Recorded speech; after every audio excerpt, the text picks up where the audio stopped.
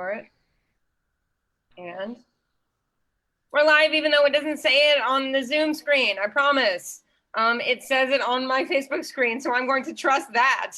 All right, good evening, ladies and gentlemen, and welcome to Zoom Shakespeare's production of Henry VI, Part 1. This is incredible. We here at Zoom Shakespeare are very happy about tonight and what it signifies.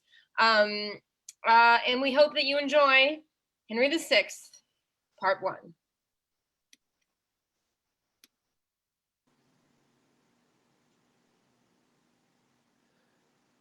Hung be the heavens with black, yield day to night. Comet, importing change of times and states, brandish your crystal tresses in the sky, and with them scourge the bad revolting stars that have consented unto Henry's death.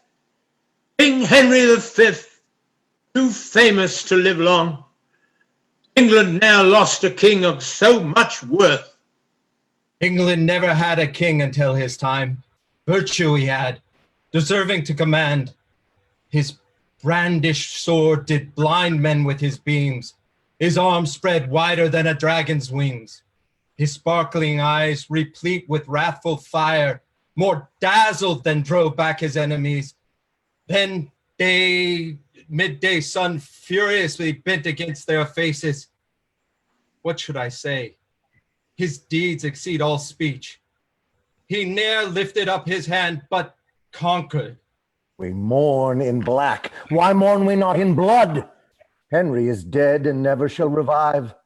Upon a wooden coffin we attend, and death's dishonorable victory we with our stately presence glorify. Captives bound to a triumphant car. What, shall we curse the plan of mishap that plotted thus our glory's overthrow?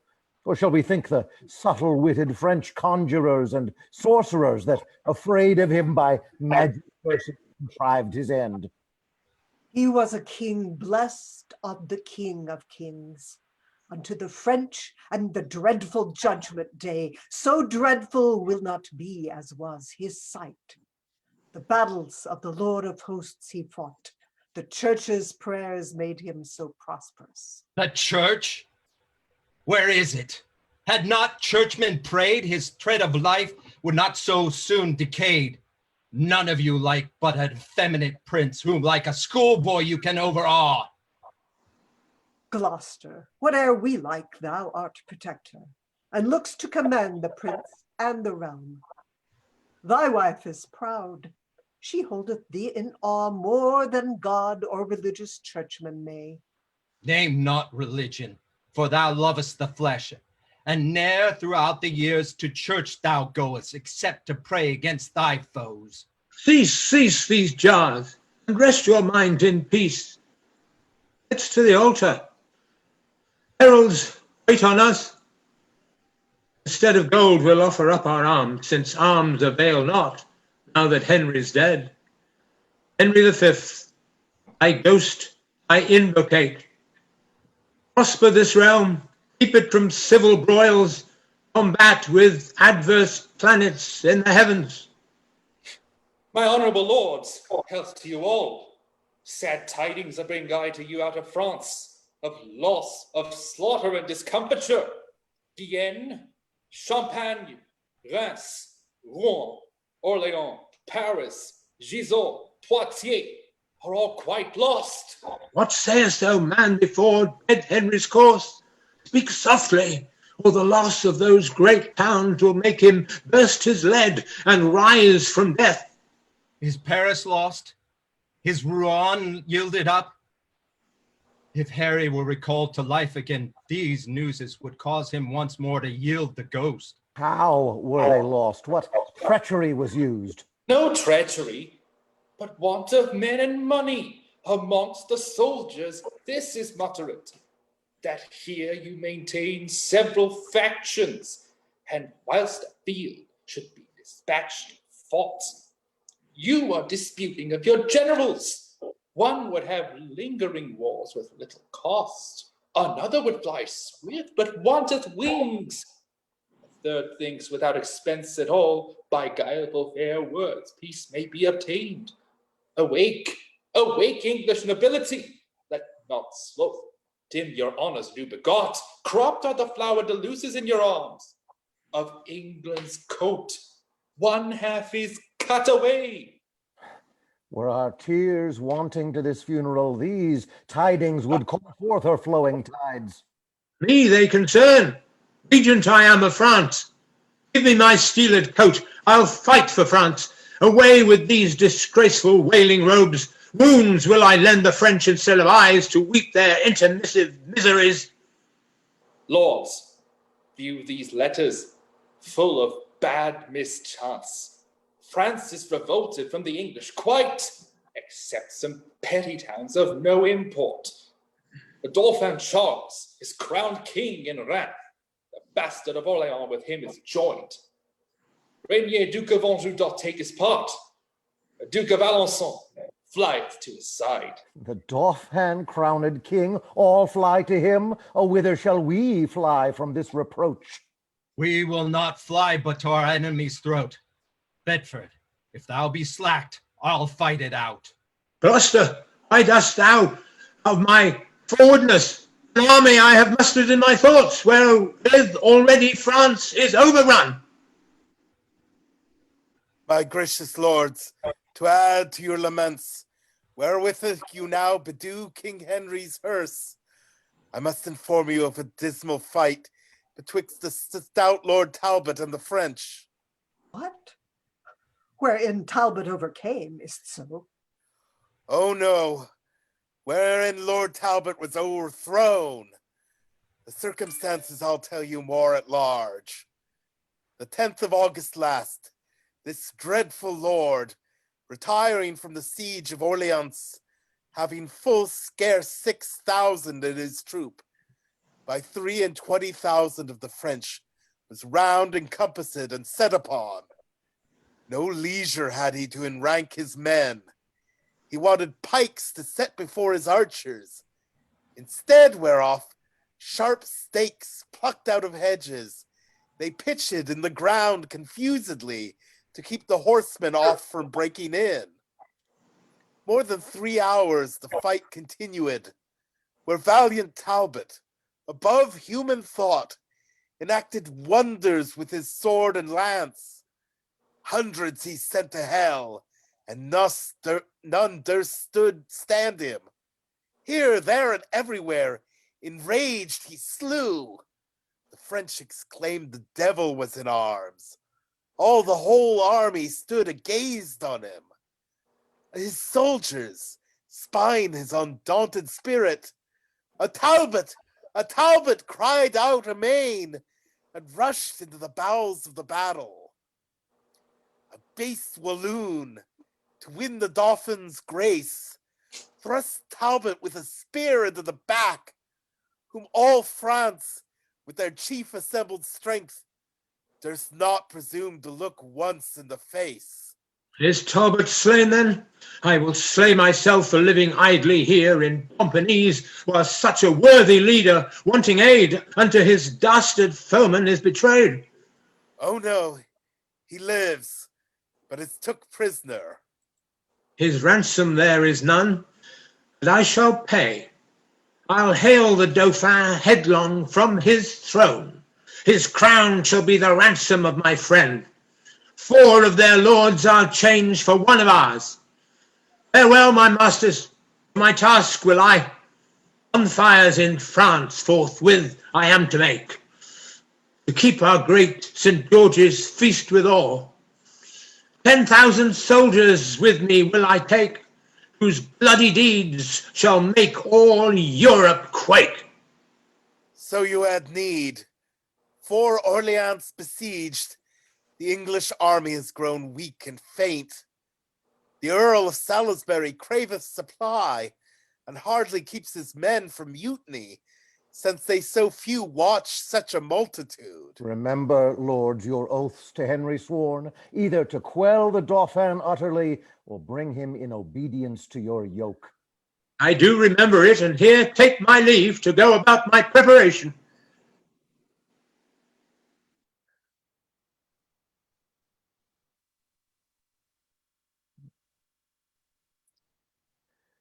I cannot hear you, Gloucester. Speak again.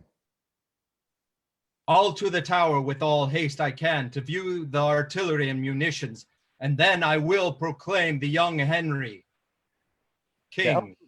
To Eltham will I, where the young king is, being ordained his special governor. And for his safety there, I'll best devise. Each hath his place and function to attend. I am left out. For me, nothing remains. But long I will not be Jack out of office. The king from Eltham I intend to steal, and sit at chiefest stern of public weal.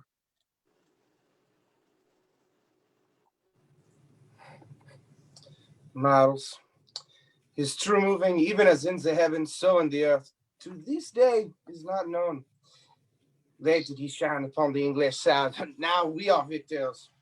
Upon us he smiles. What towns of any moment but we have? At pleasure here we land, Orleans, as it was, with famished English like pale ghost, faintly besieged with 1 hour in the month. They want their porridge and their fat bull beeves. Either they must be dieted like mules and have their provender tied to their mouths, or piteous they will look, like drowned mice. Let's rise the siege. We lightly live here. Talbot is taken whom we won't fear. Sound alarm. We'll rush on them. Now for the honor, follow front.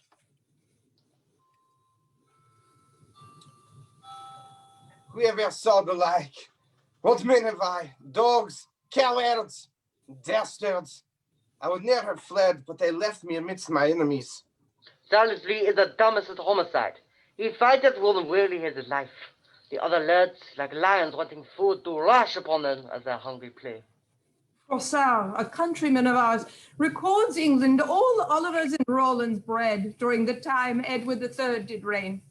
More truly now may this be verified, for none but Samsons and Goliaths it sendeth forth to skirmish, 1 to 10. Lean, raw-boned rascals, who would e'er suppose they had such courage and audacity? Let's leave this town, for they are hair-brained slaves, and the hunger will enforce them to be more eager. Of old I know them. Rather with their teeth the walls they'll tear down than forsake the siege. I think some old glimmers or device their arms are set like clocks. Still to strike on, else near they can host out soon as they do. By my consent, we'll even leave them alone. Be it so. Where's the Prince Dauphin? I have news for him. Bastard Volion, Thras welcome to us. We think your looks are sad, your cheer appalled. At the late overthrow, what is offense? Be not dismayed, for succor is at hand. Holy maid hither with me I bring, which by a vision sent to me from heaven, ordained is to raise this tedious siege and drive the English forth the bounds of France. Speak, shall I call her in? Believe my words, for they are certain and infallible. Go, call her in. But first, try her skill. Renier, stand now as Dauphin in my place. Question her proudly. Let thy looks be stern. By this means shall we sound what skill she hath. Ah, fair maid, is thou wilt do these wondrous feasts? Rainier, is't thou that thinkest to beguile me? Where is the Dauphin? Come from behind. I know thee well, though never seen before. Be not amazed, there is nothing hid from me. In private I will talk with thee apart. Stand back, you lords, and give us leave a while. She take upon her bravely at her first dash. Dauphin, I am by birth a shepherd's daughter, my wit untrained in any kind of art. Lo, whilst I waited on my tender lambs, go to sun's parching heat displayed my cheeks. God's mother deigned to appear to me, and in a vision full of majesty, willed me to leave my base vocation and free my country from calamity.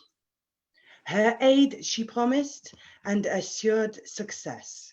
In complete glory she revealed herself. Ask me what question thou canst possible, and I will answer unpremeditated. My courage try by combat, if thou darest, and thou shalt find that I exceed my sex. Resolve on this. Thou shalt be fortunate if thou receive me for thy warlike mate. Thou hast astonished me with thy high terms. Only this proof I will of thy valor make. In single combat thou shalt buckle me.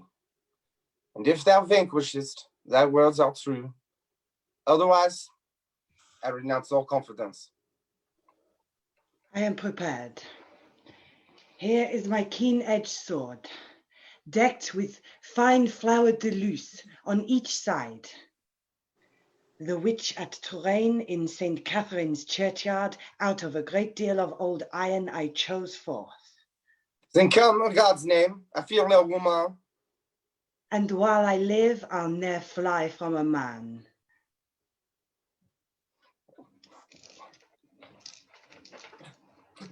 Stay! Stay thy hands, thou art an Amazon. Christ's mother helps me, else I were too weak. Whoever helps thee, 'tis thou that must help me. Impatiently I burn with thy desire. My heart and hands thou hast once subdued. Excellent Pucelle, if thy name be so, let thy servant not sovereign be. 'Tis a French dauphin sueth to thee thus. I must not yield to any rites of love, for my profession sacred from above. When I have chased all thy foes from hence, then I will think upon a recompense. Meantime, O gracious on thy prostrate thrall.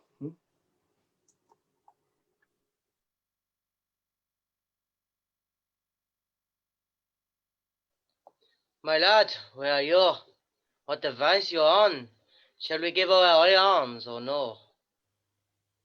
Why no, I say, distrustful recreants, fight till the last gasp, I'll be your guard.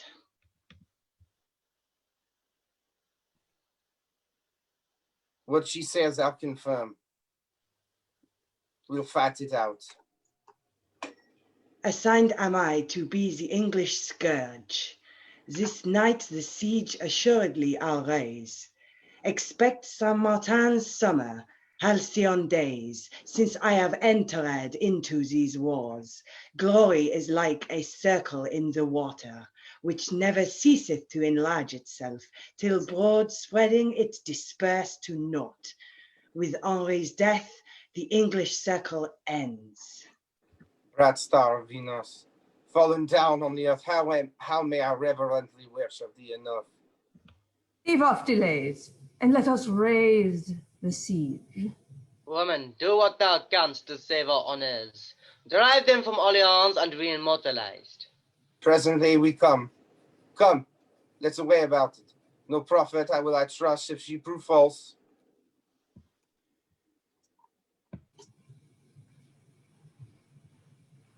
I come to survey the tower this day. Since Henry's death, I swear there is a conveyance. Where be these warders that they would wait not here? Open the gate! 'Tis Gloucester that calls. Now, what noise is this? What traitors have we here? Lieutenant, it is you whose voice I hear. Open the gate, here's Gloucester that would enter. Have patience, noble Duke, I may not open. The Cardinal of Winchester forbids. From him I have express commandment that thou nor none of thine shall be let in. Faint-hearted Woodville prizes him for me. Arrogant Winchester, that hot prelate whom Henry, our late sovereign, ne'er could broke. Thou art no friend to God or to the king. Open the gates unto the Lord Protector, or we'll burst them open if you come not quickly. How now, ambitious Humphrey, what means this? Peeled priest, dost thou command me to be shut out? I do, thou most usurping proditor, and not protector of the king or realm. Stand back, thou manifest conspirator. Thou that conceivest to murder our dead lord, thou that givest whores indulgences to sin, I'll canvass thee in thy broad cardinal's hat, if thou proceeds in this thy insolence. Nay, stand thou back. I will not budge a foot. This be Damascus. Thou art cursed Cain, to slay thy brother Abel, if thou wilt. I will not slay thee, but I will drive thee back.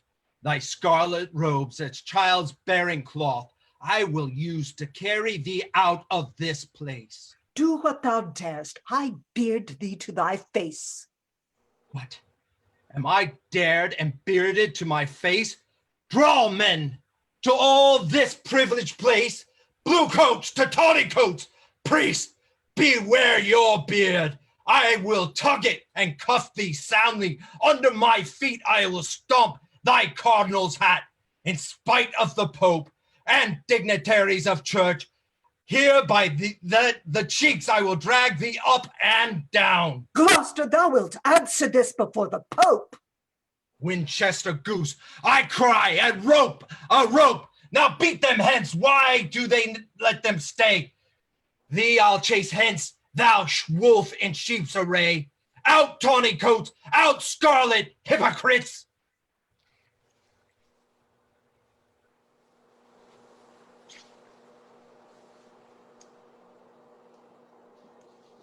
Aye, lords, that you being supreme magistrates, thus contemptuously should break the peace. Peace, mayor, thou knowest little of my wrongs. Here's Beaufort, that regards nor king nor God, hath this disdained the tower to his use. Here's Gloucester, a foe to citizens, one that still motions war and never peace, or charging your free purses with large fines, that seeks to overthrow religion because he is protector of the realm and would have armor here out of the tower to crown himself king and suppress the prince. I will answer thee with I will not answer thee with words, but blows. Not rest from me in this tumultuous strife, but to make open proclamation. Come, officer, as loud as ever thou canst cry. All manner of men, assembled here in arms this day against God's peace and the king's, we charge and command you in his highness' name to repair to your several dwelling places, and not to wear, handle, or use any sword, weapon, or dagger henceforward, upon pain of death. Cardinal, I'll be no breaker of law, but we shall meet and break our minds at large. Gloucester will meet to thy cost, be sure. Thy heart blood I will have this day's work. I'll call for clubs if you will not away. This cardinal's more haughty than the devil. Mayor, farewell. Thou dost but what thou mayest. Abominable Gloucester, guard thy head, for I intend to have it ere long.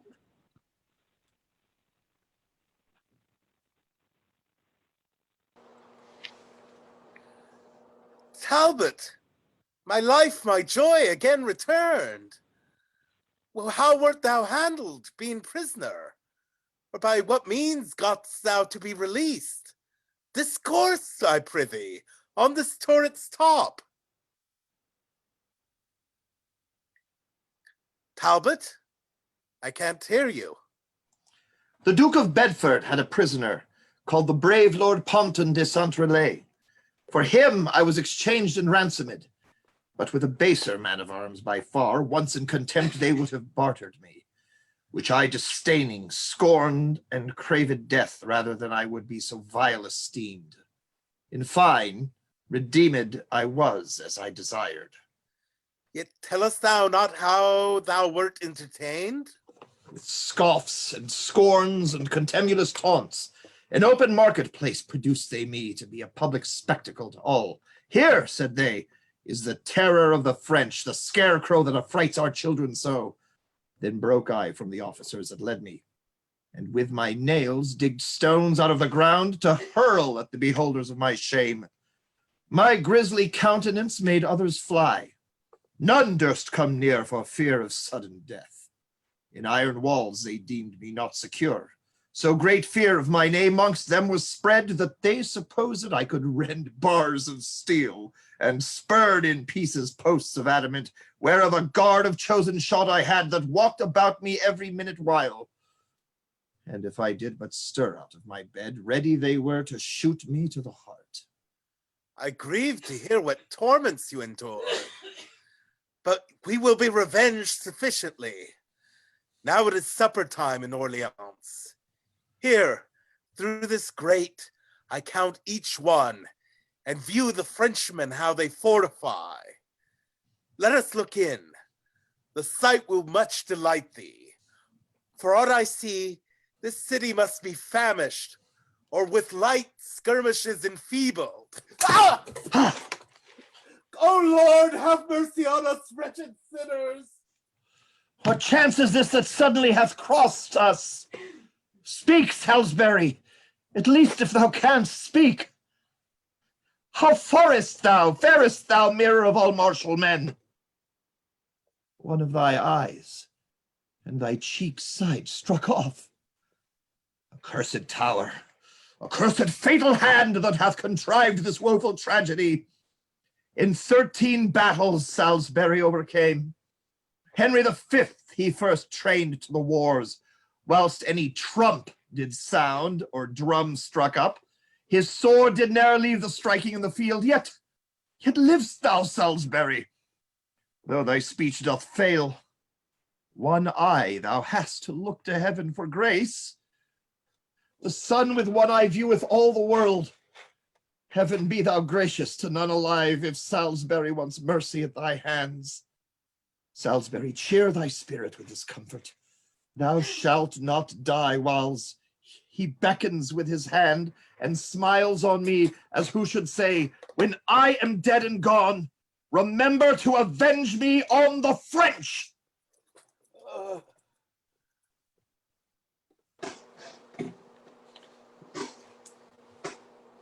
My lord, the French have gathered head.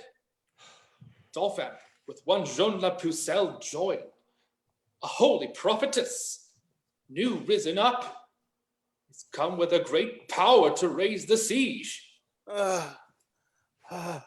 Hear, how dying Salisbury doth groan. It irks his heart he cannot be revenged. Frenchmen, I'll be a Salisbury to you. Pucelle or Puzzle, Dauphin or Dogfish. Your hearts I'll stamp out with my horse's heels and make a quagmire of your mingled brains. Convey we Salisbury into his tent, and then try we what these dastard Frenchmen dare.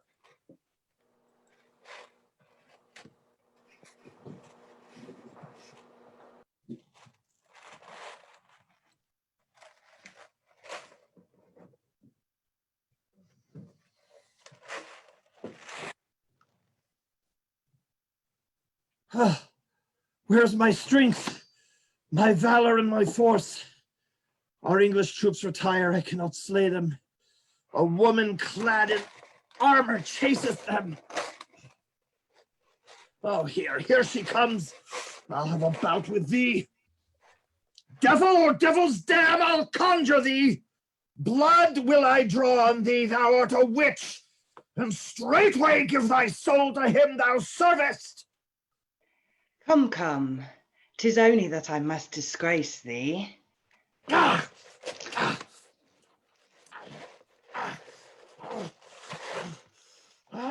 Heavens! Can you suffer hell to prevail so? My breast I'll burst with the straining of my courage, and from my shoulders crack my arms asunder, but I will chastise this high-minded strumpet. Oh, but farewell, thy honor is not yet come. I must go victual Orleans forthwith.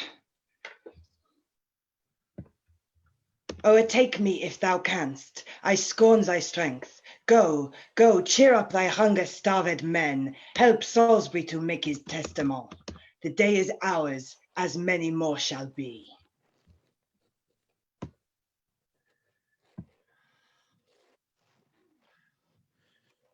Thoughts are whirled like a potter's wheel. I know not where I am or what I do. A witch by fear, not force like Hannibal, drives back our troops and conquers as she lists.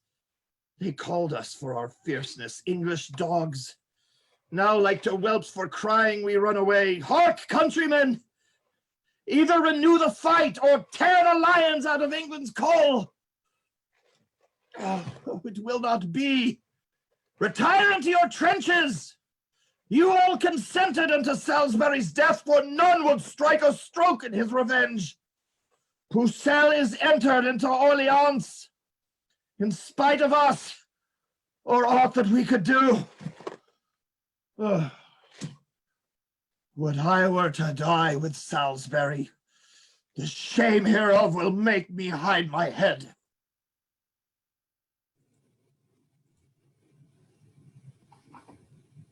Advance our waving colors on the walls. Rescued is Orleans from the English. Thus Joan La Pucelle hath performed her word. Divine creature, Astrea's dealt here. How shall I honor thee for this success? France, triumph in thy glorious prophetess. Recovered is the town of Orleans. More blessed have now did befell our state. Why hang them not barely allowed to the town? Dauphin, command citizens make bonfires and feast and banquet in the open streets to celebrate the joy that God hath given us. All France will be replete with mirth and joy when they shall hear how we have played the men. 'Tis Joan, not we, by whom the day is won, for which I will divide my crown with her, and all the priests and frowns in my realm shall in procession sing her endless praise. No longer on Saint Denis shall we cry, but Joan La Pucelle shall be France's saint. Come in, let us banquet royally with this golden day of victory.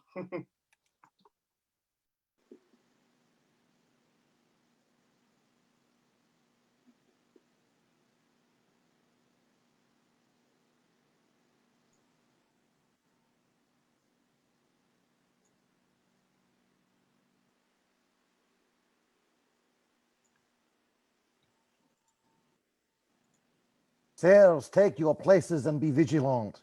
If any noise or soldier you perceive near to the walls, by some apparent sign, let us have knowledge it's the court of guard. Sergeant, you shall. Thus are poor servitors, when others sleep upon your quiet beds, constrained to watch in darkness, rain, and cold.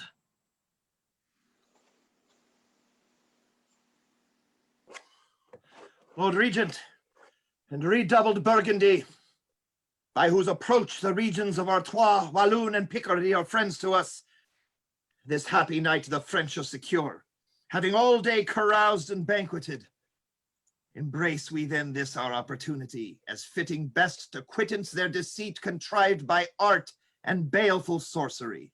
Howard of France, how much he wrongs his fame, despairing of his own arms' fortitude to join with witches and the help of hell. What's that Pucelle whom they term so pure? A maid, they say. A maid, and be so martial? Pray God she prove not masculine ere long. If underneath the standard of the French she carry armor as she hath begun. Well, let them practice and converse with spirits. God is our fortress, in whose conquering name let us resolve to scale their flinty bulwarks. Defend, brave Talbot, we will follow thee. Not altogether. Better far, I guess, that we do make our entrance several ways. Agreed. Unto yonder corner. And I to this. And here will Talbot mount, or make his grave. Now, Salisbury, for thee and for the right of English Henry, shall this night appear how much in duty I am bound to both. Down! On! Talbot! Assault! How now, my lords? What, all are ready so? Ready? Aye, I'm glad we escaped so well. 'Twas time, I trow, to wake and leave our beds. Hang and learn us at our chamber door. Of all the exploits since first I followed arms, ne'er heard I of a warlike enterprise more venturous or desperate than this. Think this Talbot be a fiend of hell? If not of hell, for heavens for sure, favor him. Here cometh Charles. I marvel how he sped. Tut! Holy Jean was his defensive guard. Is this our comings as the chief of them? Desireth first to flatter us withal, make us partakers of a little gain, and now our loss might be 10 times so much. Wherefore is Charles impatient with his friend? At all times will you have my power alike? Sleeping or waking, must I still prevail? Or will you blame and lay the fault on me? Improvident soldiers, had your watch been good, this sudden mischief never could have fallen. Duke of Alençon, this is your default. That being the captain of the watch tonight did look no better since I waited Charles. Had all your quarters been as safely kept as that whereof I had the government, we had not been thus shamefully surprised. Mine was secure. And so is mine, my lad. And for myself, most parts of us is not within headquarters in mine own precinct. I was employed in passing to and fro about relieving the sentinels. Then how or which wide should they first break in? Question, my lord, no further of the case. How or which way? 'Tis sure they found some place but weakly guarded, where the breach was made. And now there rests no other shift but this, to gather our soldiers scattered and dispersed, and lay new platforms to endommage them.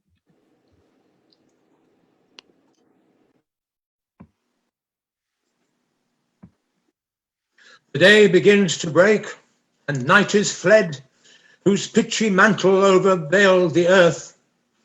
Here sound retreat, and cease our hot pursuit.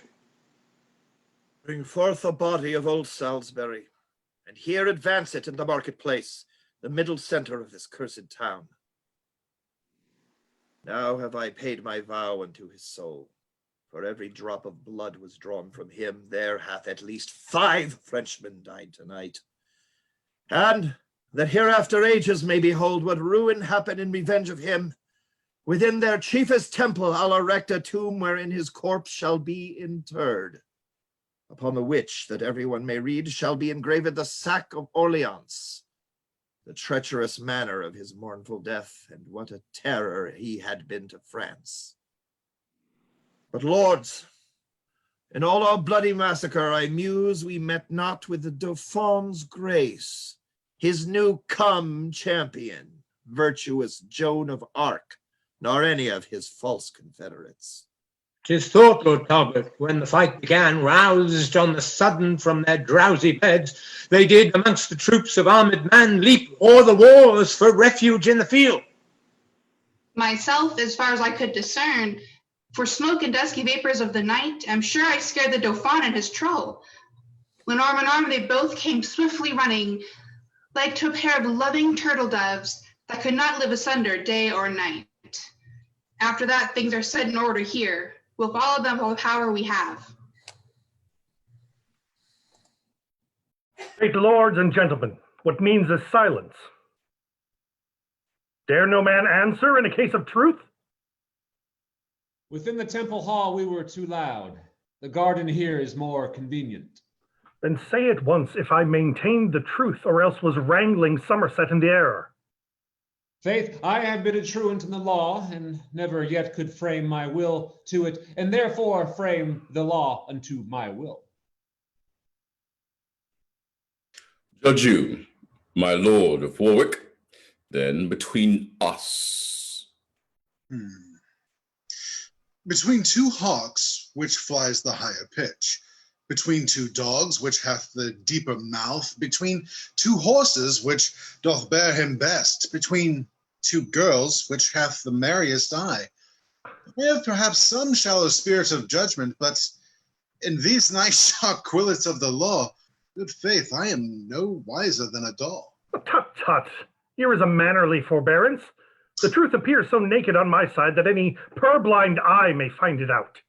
And on my side, it is so well apparelled, so clear, so shining, and so evident that it will glimmer through a blind man's eye. Since you are tongue-tied and so loath to speak, in dumb significance proclaim your thoughts.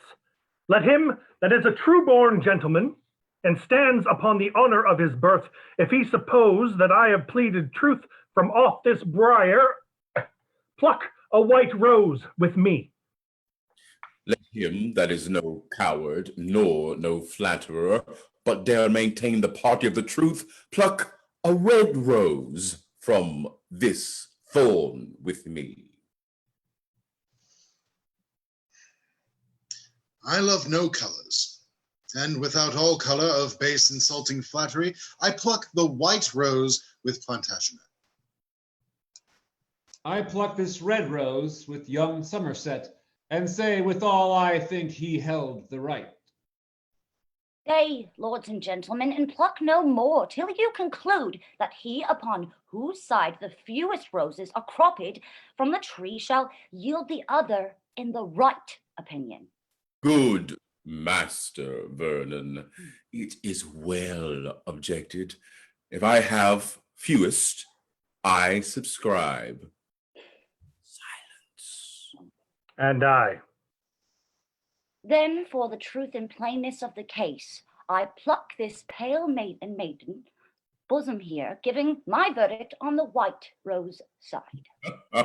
Prick not your finger as you pluck it off, lest bleeding you do paint the white rose red, and fall on my side so against your will. If I, my lord, for my opinion bleed, opinion shall be surgeon to mine hurt, and keep me on the side where I still am. Well, well. Come on. Who else? Unless my study and my books be false, the argument you held was wrong in law, in sign whereof I will pluck the white rose too. Now, Somerset, where is your argument? Here in my scabbard, meditating that shall dye your white rose red in a bloody red. Meantime, your cheeks do counterfeit our roses, for pale they look with fear, as witnessing the truth on our side.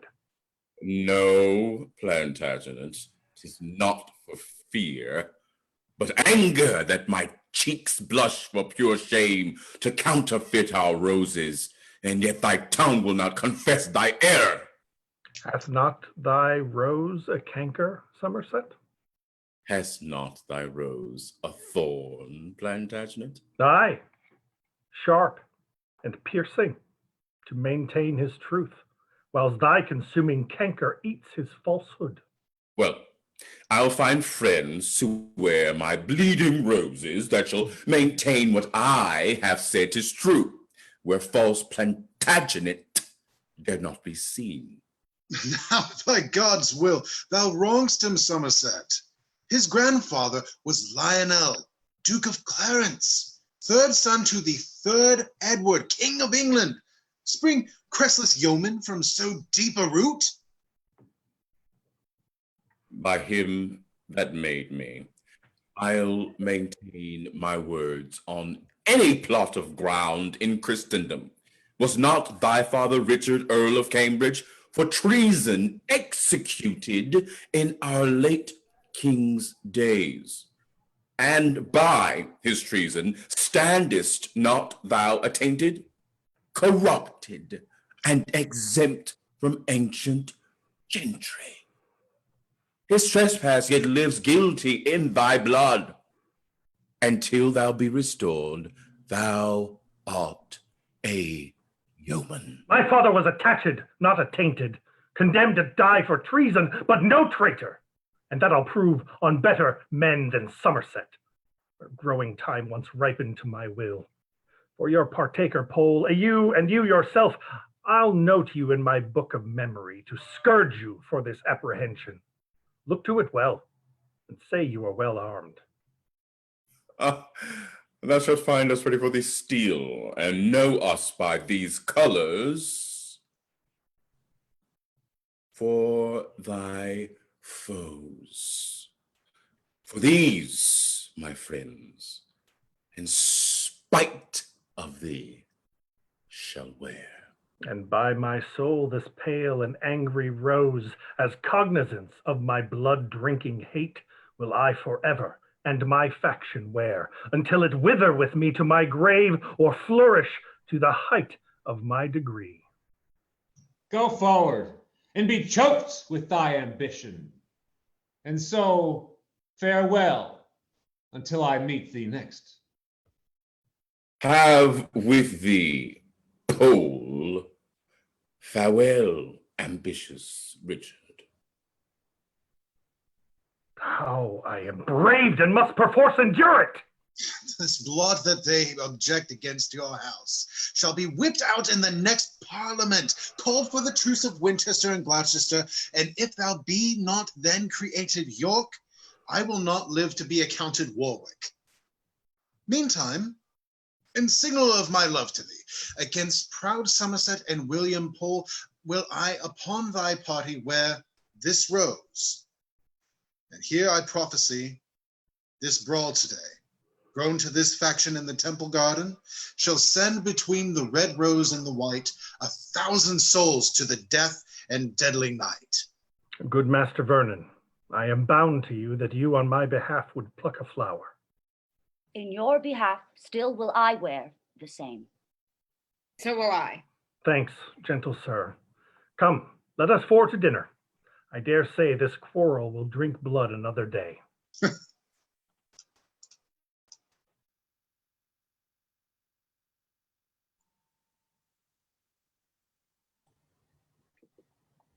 Kind keepers of my weak, decaying age, let dying Mortimer here rest himself. But tell me, keeper, will my nephew come? Richard Plantagenet, my lord, will come. We sent unto the temple, unto his chamber. An answer was returned that he will come. Enough. My soul shall then be satisfied. My lord, your loving nephew now is come. Direct mine arms, I may embrace his neck, and in his bosom spend my latter gasp. Oh, tell me when my lips do touch his cheeks, that I may kindly give one fainting kiss.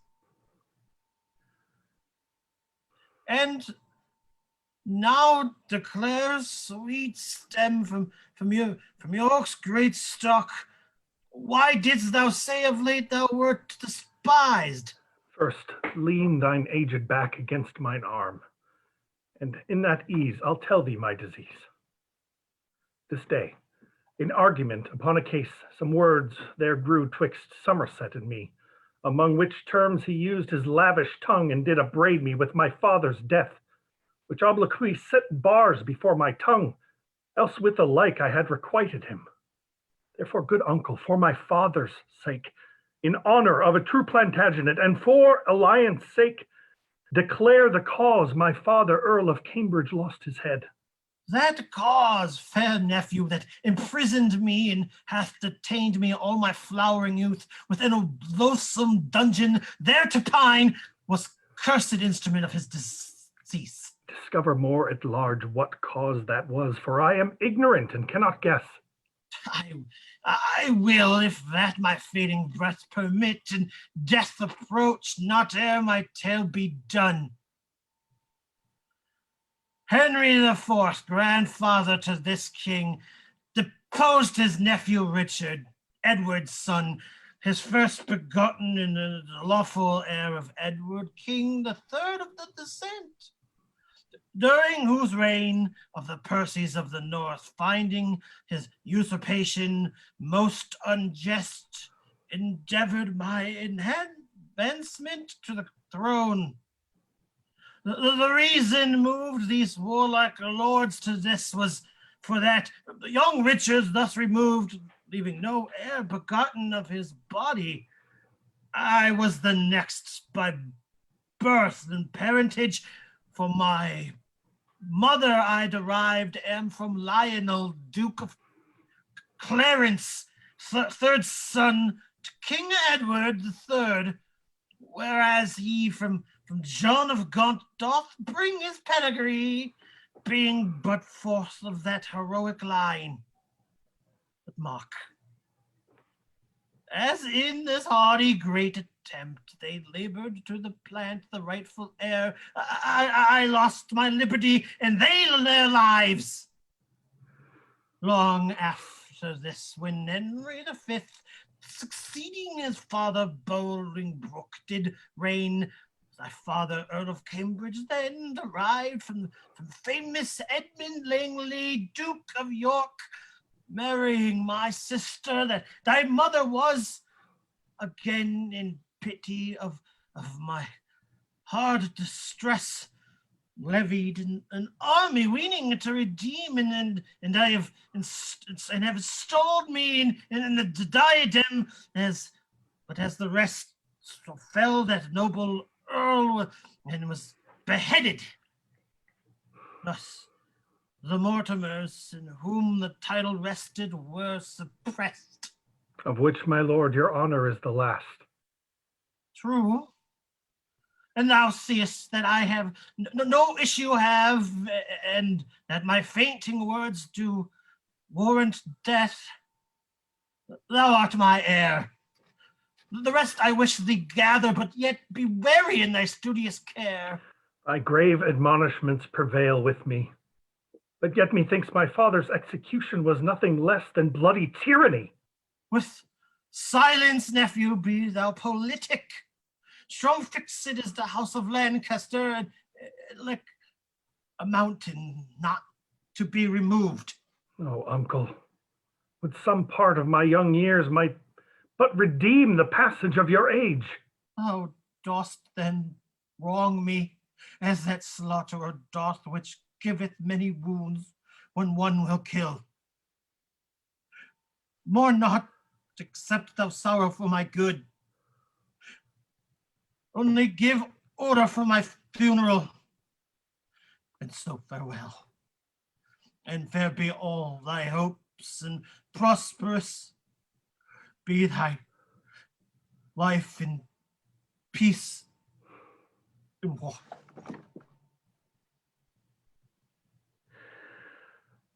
And peace. No war befall thy parting soul. In prison thou hast spent a pilgrimage, and like a hermit o'erpassed thy days. Well, I will lock his counsel in my breast, and what I do imagine let that rest. Keepers, convey him hence, and I myself will see his burial better than his life. Here dies the dusky torch of Mortimer, choked with ambition of the meaner sort. And for those wrongs, those bitter injuries which Somerset hath offered to my house, I doubt not, but with honor to redress. And therefore haste I to the Parliament, either to be restored to my blood, or make mine ill the advantage of my good.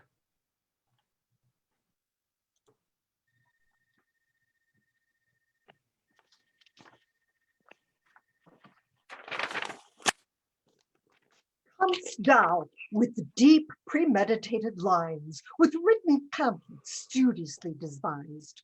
Humphrey of Gloucester, if thou canst accuse, or aught intends to lay unto my charge, do it without invention, suddenly, as I with sudden and extemporal speech purpose to answer what thou canst object. Presumptuous priest, this place commands my patience.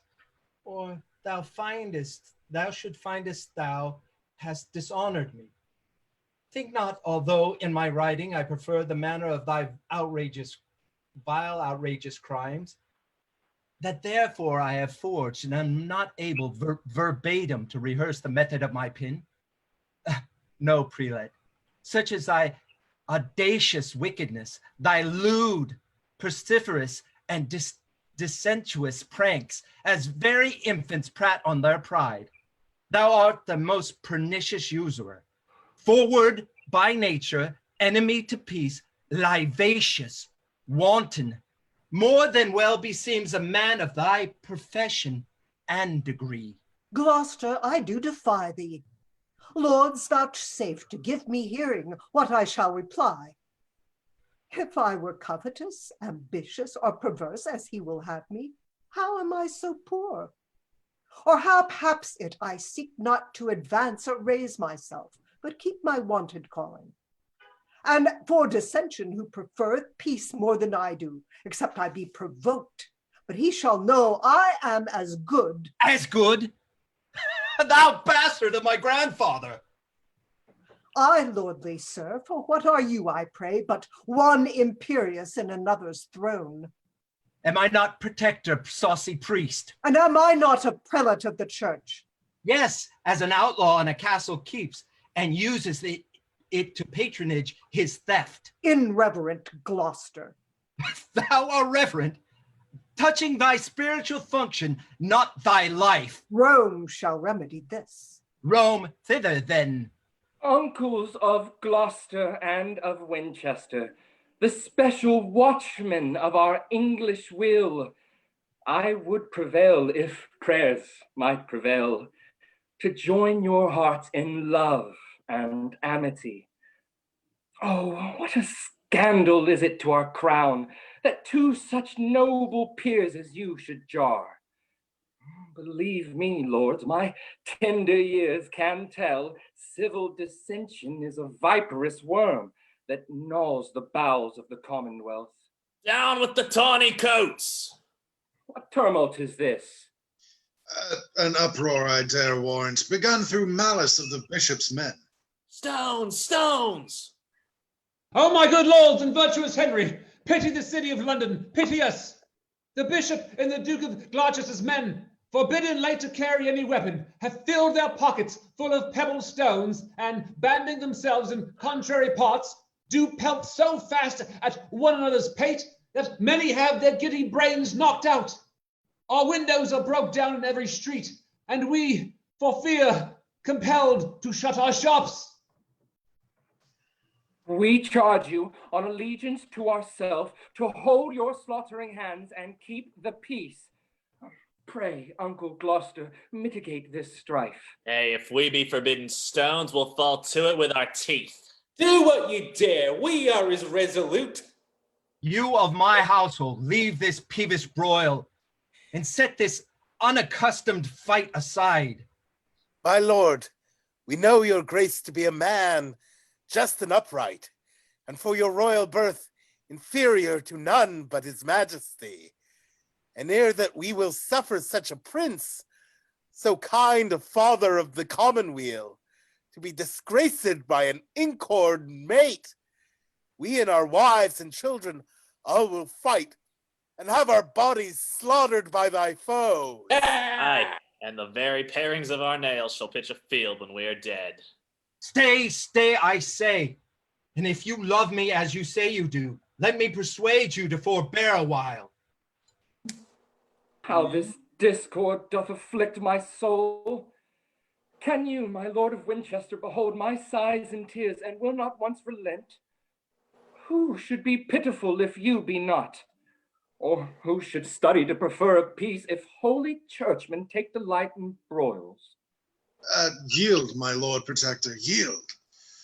Winchester, except you mean with obstinate repulse to slay your sovereign and destroy the realm, you see what mischief and what murder too hath been enacted through your enmity. Then be at peace, except use us for blood. He shall submit, or else I'll never yield. Compassion on my king's commands me to stoop, or I would see his heart out ere the priest should ever get that privilege of me. Behold, my Lord Winchester, the Duke hath banished moody discontented fury, as by his smoothed brows it doth appear. Why look you still so stern and tragical? Here, Winchester, I offer you my hand. Fie, Uncle Beaufort, I've heard you preach that malice was a great and grievous sin. And will not you maintain the thing you teach, but prove a chief offender in the same? Sweet king, the bishop hath a kindly gird. For shame, my lord of Winchester, relent. What shall a small child instruct you what to do? Duke of Gloucester, I will yield to thee. Love for thy love, and hand for hand I give. Aye, but I fear me with a hollow heart. So help me God, as I intended not. Oh, loving uncle, kind Duke of Gloucester, how joyful am I made by this contract. Away, my masters, trouble us no more, but join in friendship as your lords have done. Consent. I'll to the surgeons. And so will I. And I will see what physic the tavern affords. Yeah.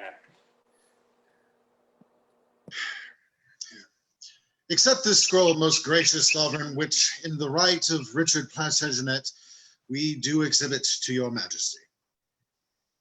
Well urged, my lord of Warwick, or sweet prince, and if your grace mark every circumstance, you have great reason to do Richard right, especially for those occasions at Etham Place I told your majesty. And those occasions, uncle, were of force. Therefore, my loving lords, our pleasure is that Richard be restored to his blood. Let Richard be restored to his blood. So shall his father's wrongs be recompensed. As will the rest, so will it Winchester. If Richard will be true, not that alone, but all the whole inheritance I give that doth belong unto the house of York, from whence you spring by lineal descent. I, humble servant, vows obedience and humble service till the point of death. Stoop then, and set your knee against my foot. And in reguerdon of that duty done, I gird thee with the valiant sword of York. Rise, Richard, like a true Plantagenet, and rise created princely Duke of York.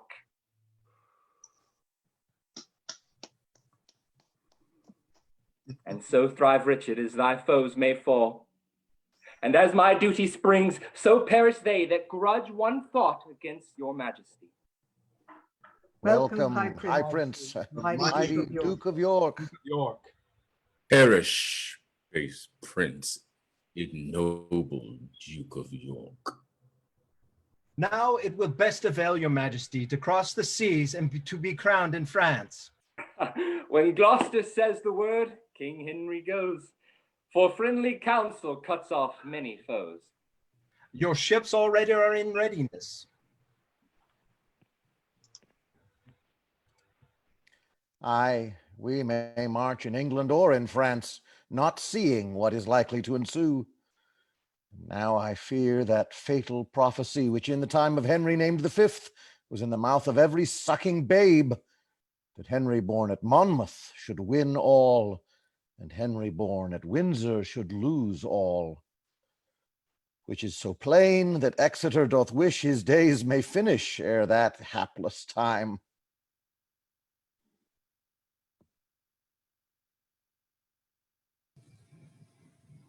These are the city gates of Rowan, through which our policy must make a breach. Take heed. Be wary how you must place your words. Talk like the vulgar sort of market men that come to gather money for their corn. If we have entrance, as I hope we shall, and that we find the slothful watch but weak, I'll by a sign give notice to our friends that Charles the Dauphin may encounter them.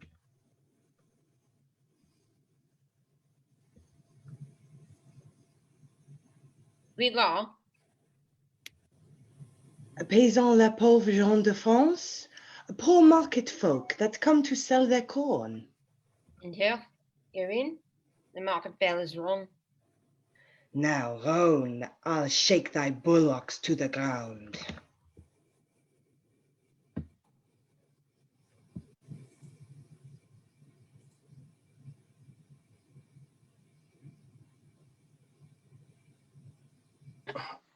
Saint Denis bless this happy stratagem, and once again we'll sleep secure in Rome. You entered Pucelle and her partisan. Now she is there. How will she specify, here is the best and safest passage in? By thrusting out a torch from yonder tower, which once she discerns shows her meaning is. Nowhere to that for weakness which she entered. Behold, this is the happy wedding torch that joineth Rhone unto her countrymen, but burning fatal to the Talbonites. See, noble Charles, the beacon of our friend, the burning torch in yonder turret stands. Now shine it like a comet of revenge, a prophet to the fall of all our foes. Defend no time, delays have dangerous ends. Enter and cry the Dauphin pleasantly, and then do execution on the watch. Ah! Ha! Ha! Ha! Ah! France, thou shalt rue this reason with thy tears. If Talbot but survive thy treachery, who sell that witch, that damned sorceress, hath wrought this hell's mischief unawares, but hardly we escaped the pride of France.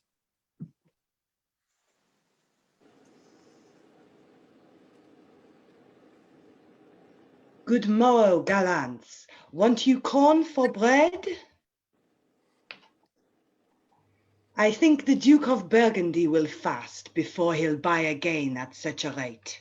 'Twas full of darnel. Do you like the taste? Scoff on, vile fiend and shameless courtesan. I trust ere long to choke thee with thine own, and make thee curse the harvest of that corn. Your Grace may starve, perhaps, before that time. Oh, let no words but deeds revenge this treason. What will you do, good greybeard? Break a lance and run a tilt at death within a chair? Thou fiend of France and hag of all despite, encompass it with thy lustful paramours, becomes it thee to taunt his valiant age, and twit with cowardice a man half dead? Damsel, I'll have a bout with you again, or else let Talbot perish with this shame. Are you so hot, sir? Yet, Purcell, hold thy peace. If Talbot do but thunder, rain will follow. God speeds the Parliament. Who shall be the speaker? Dare you come forth and meet us in the field? Belike your lordship takes us then for fools, to try that if our own be ours or no. I speak not to that railing Hecate, but unto thee, Alanson, and to the rest. Will you, like soldiers, come and fight it out? Signor, no. Signora, hang! Base muleteers of France, like peasant footboys do they keep the walls, and dare not take up arms like gentlemen. Away, captains, let us from the walls, for Talbot means no goodness by his looks. Goodbye, my lord, we came but to tell you that we are here. And there will we be too, ere it be long, or else reproach be Talbot's greatest fame. Thou, Burgundy, by honor of thy house, pricked on by the public wrongs sustained in France, either to get the town again or die. And I, as sure as English Henry lives, so sure I swear to get the town or die. My vows are equal partners with thy vows. But ere we go, regard this dying prince, the valiant Duke of Bedford. Come, my lord, we will bestow thee in some better place, fitter for sickness and for crazy age. Lord Talbot, do not so dishonor me. Here will I sit before the walls of Rome, and will be partner of your weal or woe. Courageous Bedford, let us now persuade you. Not to be gone from hence, for once I read that stout Pendragon in his litter sick came to the field and vanquished his foe. Methinks I should revive the soldiers' hearts because I ever found them as myself. Undaunted spirit in a dying breast. Then be it so. Heavens keep old Bedford safe. And now no more ado, brave Burgundy. But gather we our forces out of hand, and set upon our boasting enemy.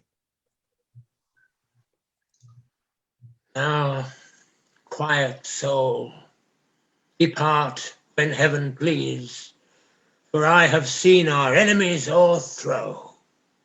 What is the trust or strength of foolish man? They that of late were daring with their scoffs are glad and fain by flight to save themselves.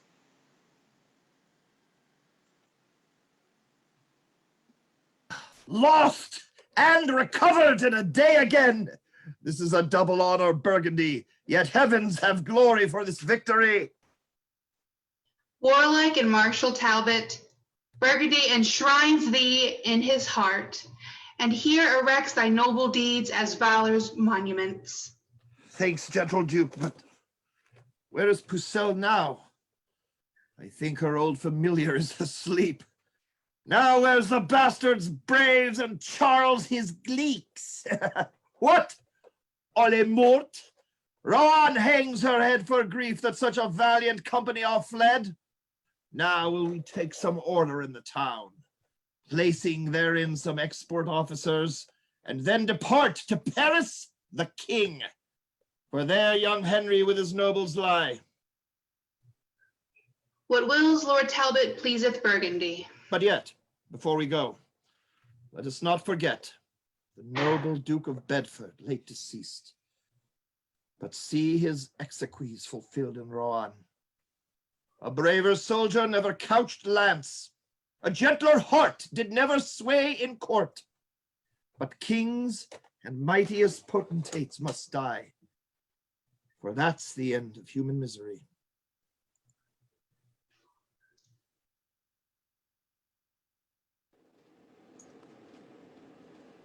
Dismay not, princes, at this accident, nor grieve that Rhone is so recovered. Care is no cure, but rather corrosive for things that are not to be remedied. Let frantic Talbot triumph for a while, and like a peacock sweep along his tail. We'll pull his plumes and take away his train, if Dauphin and the rest will be but ruled. We have been guided by thee hitherto, and of that cunning had no diffidence. One sudden foil shall never breed distrust. We'll set thy statue in some holy place, and have thee reverenced like a blessed saint. Employ thee then, sweet virgin, for our good. Then thus it must be. This doth John devise. By fair persuasions mixed with sugared words, we will entice the Duke of Burgundy to leave the Talbot and to follow us. Hey, merry sweeting. If we could do that, France will no place for Henry's warriors, nor should that nation boast it so with us, but be extirpate from our provinces. Forever should they be expulsed from France, and not have title of an earldom here. Your honours shall perceive how I will work to bring this matter to the wished end. Hark! By the sound of drum you may perceive their powers are marching unto Paris ward. There goes Talbot, with his colours spread, and all the troops of England after him. Now in the rearward comes the Duke and his. Fortune in favour makes him lag behind. Summon a parley. We will talk with him. Parlez with the Duke of Burgundy. Who craves a parley with the Burgundy? The princely Charles of France, thy countryman. What sayest thou, Charles? For I am marching hence. Speak, Pucelle, enchant him with thy words.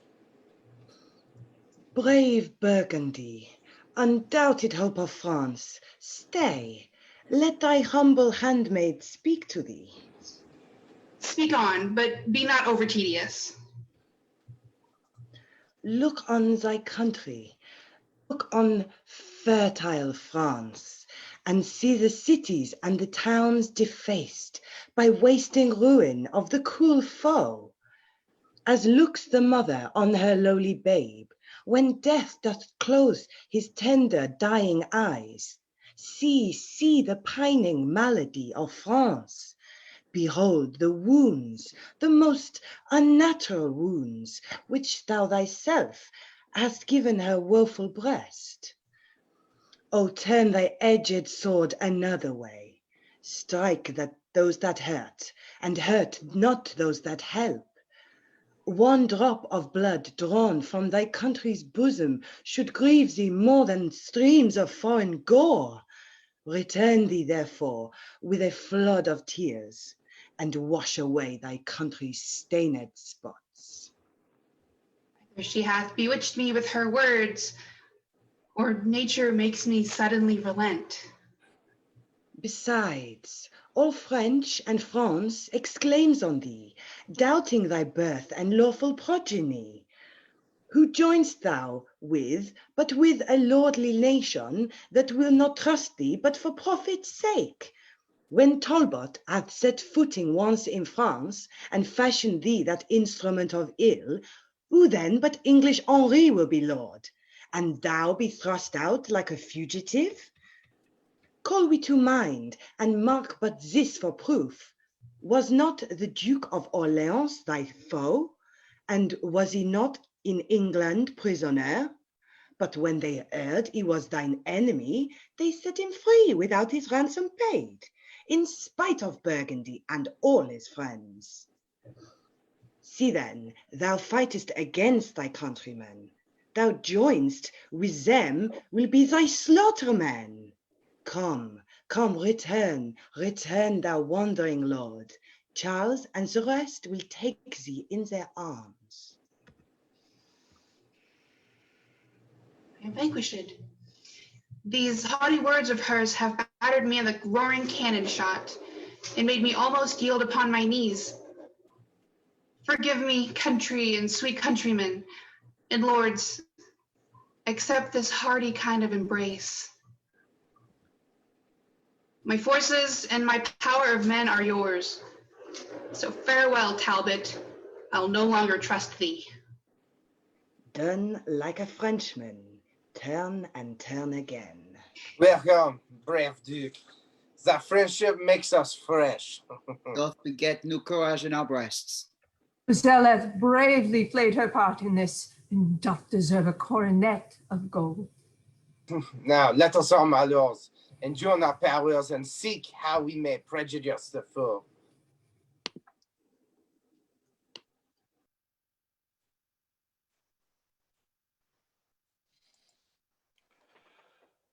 My gracious prince and honorable peers, hearing of your arrival in this realm, I have a while given truce unto my wars to do my duty to my sovereign. In sign whereof this arm that hath reclaimed to your obedience 50 fortresses, 12 cities, and 7 walled towns of strength, besides 500 prisoners of esteem, lets fall his sword before your highness' feet, and with submissive loyalty and heart ascribes the glory of his conquest got, first to my God, and next unto your grace. Is this the Lord Talbot, Uncle Gloucester, that hath so long been resident in France? Yes, if it please your majesty, my liege. Welcome, brave captain and victorious lord. Long since we were resolved of your truth, your faithful service, and your toil in war. Yet never have you tasted our reward, because till now we never saw your face. Therefore stand up, and for these good deserts we here create you Earl of Shrewsbury, and in our coronation take your place. Now, sir, you that were so hot at sea, disgracing of these colors that I wear, in honor of my noble Lord York, Lord of York, dost thou maintain the former words thou spakest? Yes, sir, as well as you dare patronage the envious barking of your saucy tongue against my lord, the Duke of Somerset. Sirrah, thy lord I honor as he is. Why, what is he? A good man as York? Hark you, not so. In witness, take you that. Oh! Villain! Thou knowest the law of arms is such that whoso draws a sword 'tis present death, or else this blow should broach thy dearest blood. But I'll unto his majesty, and crave I may have liberty to venge this wrong. When thou shalt see, I'll meet thee to thy cost. Well, miscreant, I'll be there as soon as you. And after, meet you sooner than you would.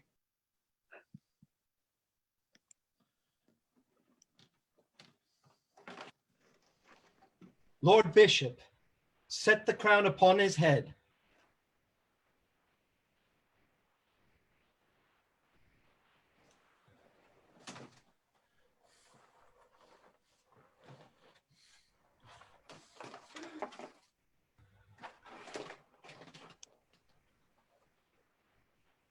God save King Henry, of that name the 6th.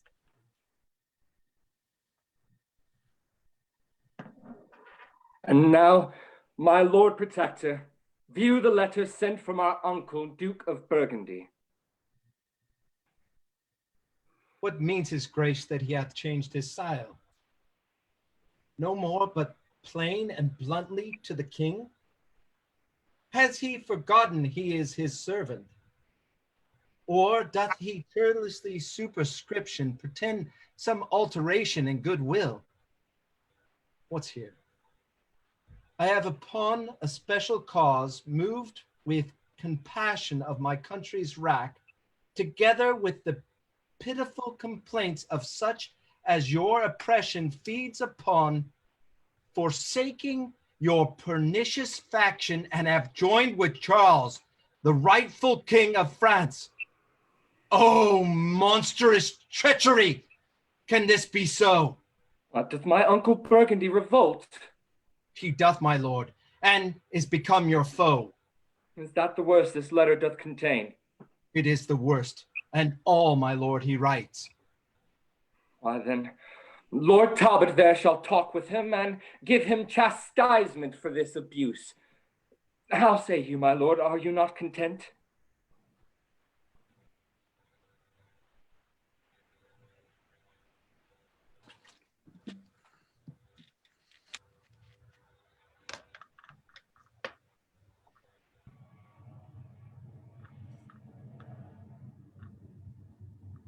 Well, I'll take your silence as contentness, and then gather... Content, my liege, yes. But that I am prevented, I should have begged I might have been employed. Then gather strength and march into him straight. Let him perceive how ill we brook his treason, and what offense it is to flout his friends. I go, my lord. In heart desiring still, you may behold confusion of your foes.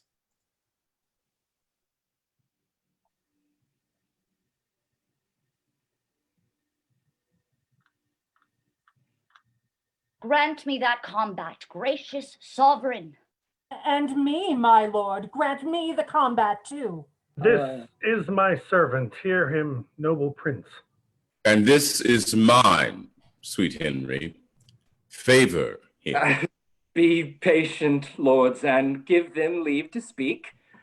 Say, gentlemen, what makes you thus exclaim, and wherefore crave you combat, or with whom? With him, my lord, for he hath done me wrong. And I with him, for he hath done me wrong. What is that wrong whereof you both complain?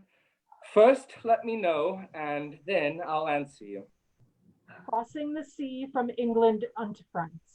This fellow here, with envious carping tongue, upbraided me about the rose I wear, saying the sanguine color of the leaves did represent my master's blushing cheeks, when stubbornly he did repugn the truth about a certain question in the law, argued betwixt the Duke of York and him. Yet, my lord, I was provoked by him, and he first took exceptions at this badge, pronouncing that the paleness of his flower bewrayed the faintness of my master's heart. Will not this malice, Somerset, be left? Your private grudge, my Lord of York, will out, though never so cunningly you smother it. Good Lord, what madness rules in brain-sick men, when for so slight and frivolous a cause such factious immolation shall arise. Good cousins both, of York and Somerset, quiet yourselves, I pray, and be at peace. Let this dissension first be tried by fight, and then your highness shall command a peace. The quarrel toucheth none but us alone. Betwixt ourselves, let us decide it then. There is my pledge. Accept it, Somerset. Nay, let it rest where it began first. Confirm it so, mine honorable lord. Confirm it so. Confound your strife and perish you with your audacious prat. Presumptuous vessels, are you not ashamed with this immodest clamoracious outrage to trouble and disturb the king and us? And you, my lords, methinks you do not well to bear with their peevish objections, much less to take occasion with their mouths to raise mutiny betwixt ourselves. Let me persuade you both to take a better course. It grieves his highness. Good my lords, be friends. Come hither, you that would be combatants. Henceforth I charge you, as you love our favor, quite to forget this quarrel and the cause. And you, my lords, remember where we are. In France, amongst a fickle, wavering nation. If they perceive dissension in our looks, and that within ourselves we disagree, how will their grudging stomachs be provoked to willful disobedience and rebel? Oh, think upon the conquest of my father, my tender years, and let us not forgo that for a trifle that was bought with blood. Let me be umpire in this doubtful strife. I see no reason, if I wear this rose, that anyone should therefore be suspicious I more incline to Somerset than York. Both are my kinsmen, and I love them both. And therefore, as we hither came in peace, so let us still continue peace and love. Cousin of York, we institute your grace to be our regent in these parts of France. And good my lord of Somerset, unite your troops of horsemen with his bands of foot. And like true subjects, sons of your progenitors, go cheerfully together and digest your angry choler on your enemies. Ourself, my Lord Protector, and the rest, after some respite, will return to Calais, from thence to England, where I hope ere long to be presented by your victories with Charles Alison and that traitorous rout.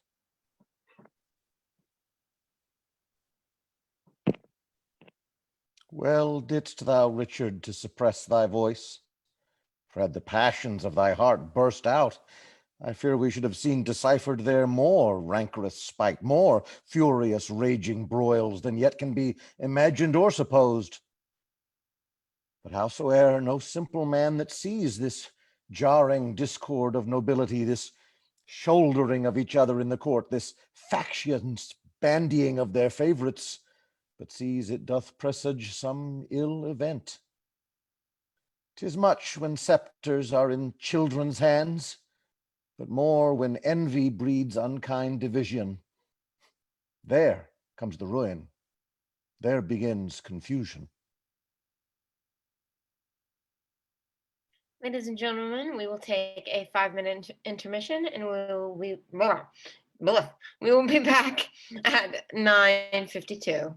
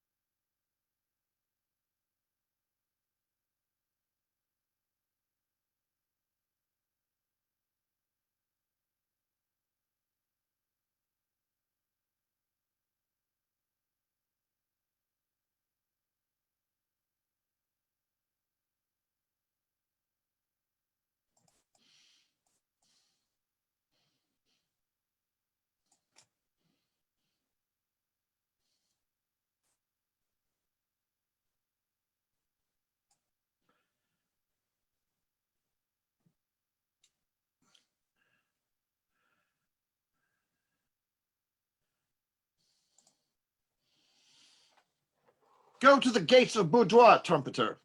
Summon their general unto the wall. English John Talbot. Captains, calls you forth. Servant in arms to Harry, King of England, and thus he would. Open your city gates. Be humble to us. Call my sovereign yours, and do him homage as obedient subjects, and I'll withdraw me and my bloody power. But if you frown upon this proffered peace, you tempt the fury of my 3 attendants, lean, famine, quartering steel, and climbing fire, who, in a moment, even with the earth, shall lay your stately and air-braving towers, if you forsake the offer of their love. Thou ominous and fearful owl of death, our nation's terror and their bloody scourge, the period of thy tyranny approacheth. On us thou canst not enter, but by death. For I protest, we are well fortified and strong enough to issue out and fight. Go, there thou standst, a breathing valiant man of an invincible unconquered spirit. This is the latest glory of thy praise that I, thy enemy, do thee withal. For ere the glass that now begins to run, finish the process of his sandy hour. These eyes, that see thee now well colored, shall see thee withered, bloody, pale, and dead. Hark, hark, the Dauphin's drum, a warning bell sings heavy music to thy timorous soul, and mine shall ring thy dire departure out. He fables not. I hear the enemy. Oh, negligent and heedless discipline, how are we parked and bounded and impaled. Little herd of England's timorous deer mazed with a yelping kennel of French curs. God and St. George, Talbot and England's right, prosper our colors in this dangerous fight. Ah!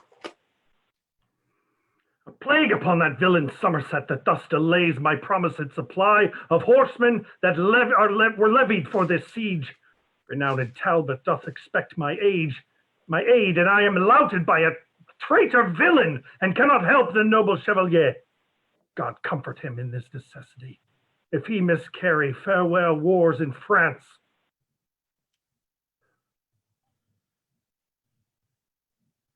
What sayest thou, Lucy?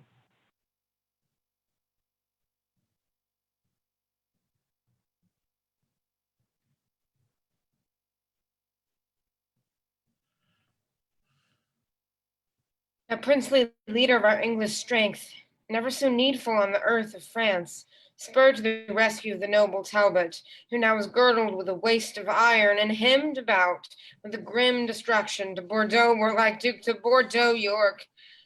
Else farewell Talbot, France, and England's honor. No God, that Somerset, who in proud heart doth stop my cornets, were in Talbot's place. So should we save a valiant gentleman by forfeiting a traitor and a coward. Mad ire and wrathful fury makes me weep, that thus we die while remiss traitors sleep. Send some succor to the distressed lord. He dies, we lose. I break my warlike word. We mourn, France smiles.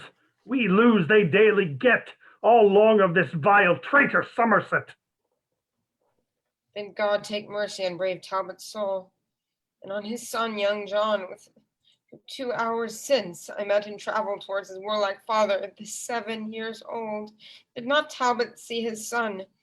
And now they meet, where both their lives are done. Alas, what joy shall noble Talbot have to bid his young son welcome to his grave. Away! Vexation almost stops my breath that sundered friends greet in the hour of death. Lucy, farewell.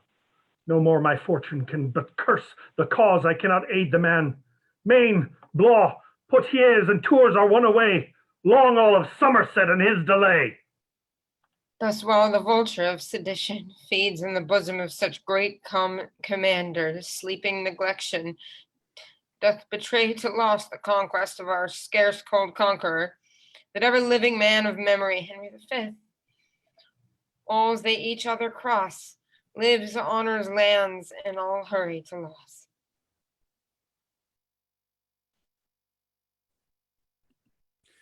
It is too late. I cannot send them now. This expedition was by York and Talbot too rashly plotted. All our general force might with a sally of the very town be buckled with. The overdaring Talbot has sullied all his gloss of former honor by this unheedful, desperate, wild adventure.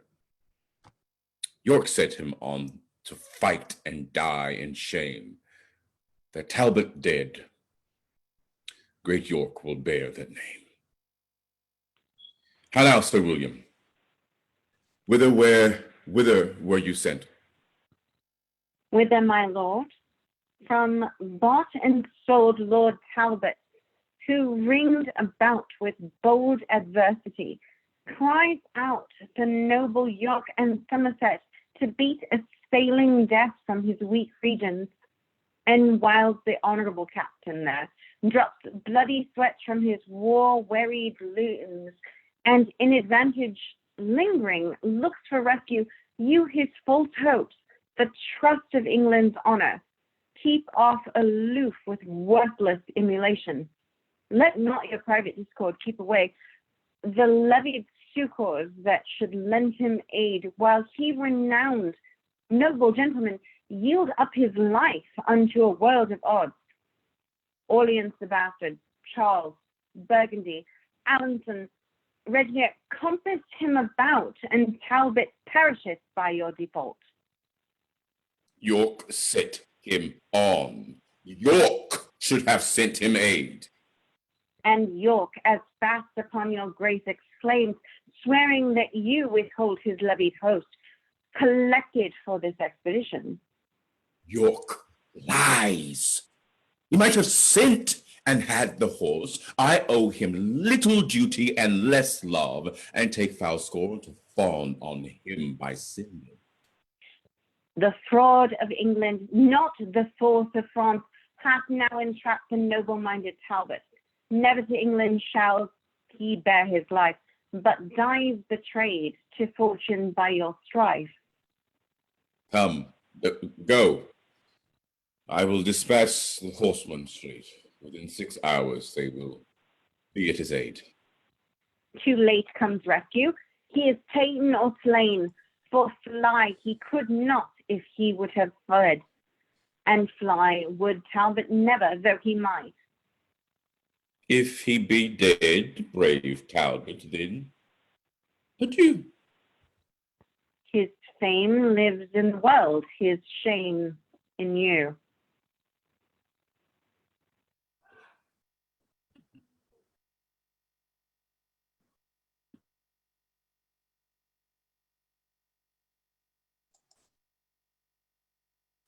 O young John Talbot, I did send for thee to tutor thee in stratagems of war.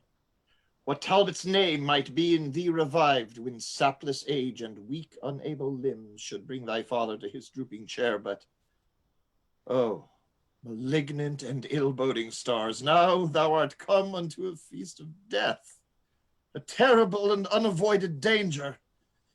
Therefore, dear boy, mount on my swiftest horse, and I'll direct thee how thou shalt escape. By sudden flight, come, dally not, be gone. Is my name Talbot? And am I your son? And shall I fly? Oh, if you love my mother, dishonor not her honorable name, to make a bastard and a slave of me. The world will say, he is not Talbot's blood, that basely fled when noble Talbot stood. Fly to revenge my death, if I be slain. He that flies, so will ne'er return again. If we both stay, we are both sure to die. Then let me stay. And father, do you fly? Your loss is great, so your regard should be. My worth unknown, no loss is known in me. Upon my death, the French can little boast.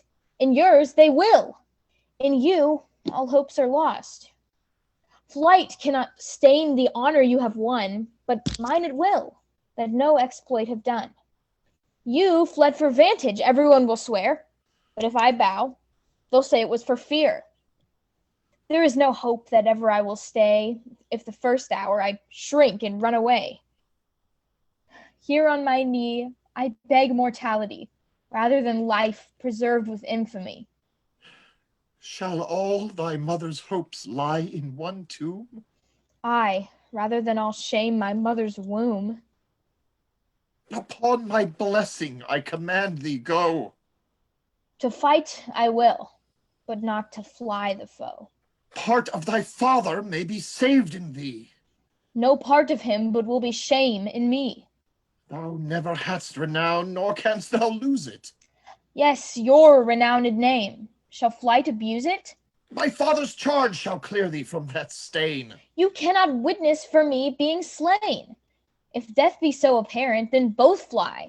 And leave my followers here to fight and die? My age was never tainted with such shame. And shall my youth be guilty of such blame? No more can I be severed from your side than can yourself in twain divide. Stay, go, do what you will, the like do I. For live I will not, if my father die. Then here I take my leave of thee, fair son, born to eclipse thy life this afternoon. Come, side by side live together and die, and soul from France to heaven fly.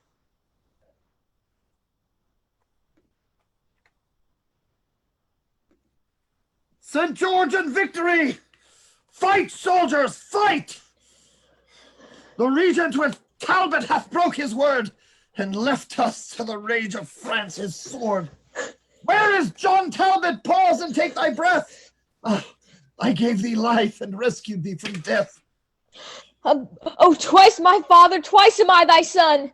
The life thou gavest me first was lost and done, till with thy warlike sword, despite of fate, to my determined time thou gavest new date.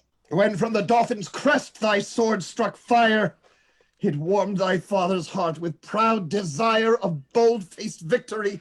Then, leaden age, quickened with youthful spleen and warlike rage, beat down Alençon, Orleans, Burgundy, and from the pride of Gallia rescued thee, the ireful bastard Orleans that drew blood from thee, my boy, and at the maidenhood of thy first fight, I soon encountered, and interchanging blows I quickly shed some of his bastard blood, and in disgrace bespoke him thus: contaminated, base, and misbegotten blood I spill of thine, mean and right poor, for that pure blood of mine which thou didst force from Talbot, my brave boy.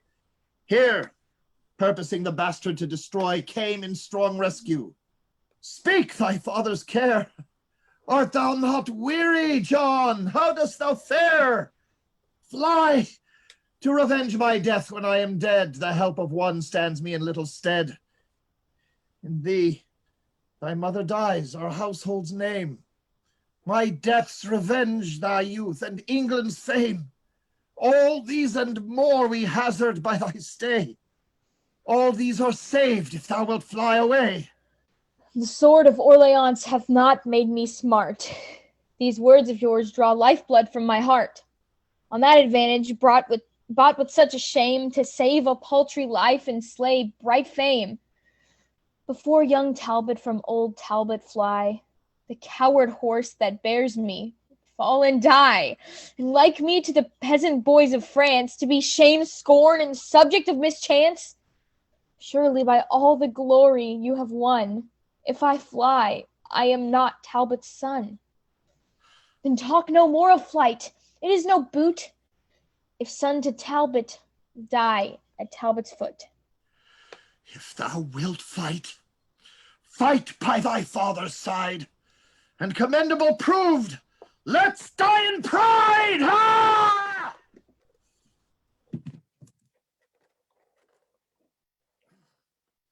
Where's my other life? Mine own is gone. Where's young Talbot? Where is valiant John? Triumphant death, smeared with captivity, young Talbot's valor makes me smile at thee, while he perceived me shrink, and on my knee his bloody sword he bandished o'er me, and like a hungry lion did commence rough deeds of rage and stem impatience. But when my angry garden stood alone, tendering my ruin and assailed of none, dizzy-eyed fury and great rage of heart, suddenly made him from my side to start into that clustering battle of the French.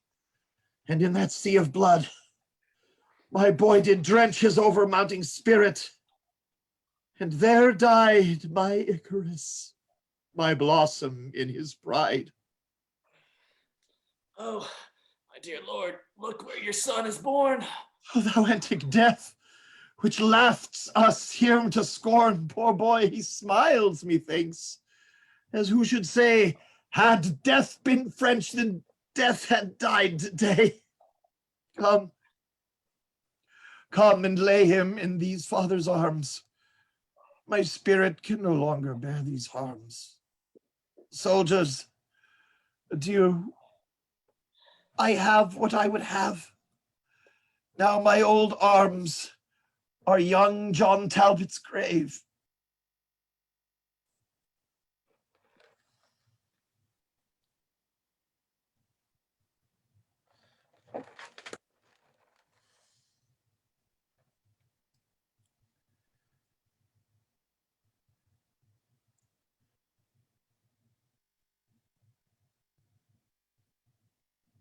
Had York and Somerset brought rescue, and we should have found their bloody day of this.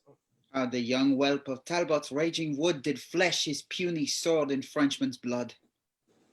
Once I encountered him, and thus I said, Thou maiden youth be vanquished by a maid. But with a proud majestical high scorn, he answered thus, Young Talbot was not born to be the pillage of a giglot wench. So, rushing in the bowels of the French, he left me proudly as unworthy fight. Doubtless he would have made a noble knight. See where he lies, enhearsed in the arms of the most bloody nurser of his harms. Hew them to pieces. Hack their bones asunder, whose life was England's glory, Gallia's wonder.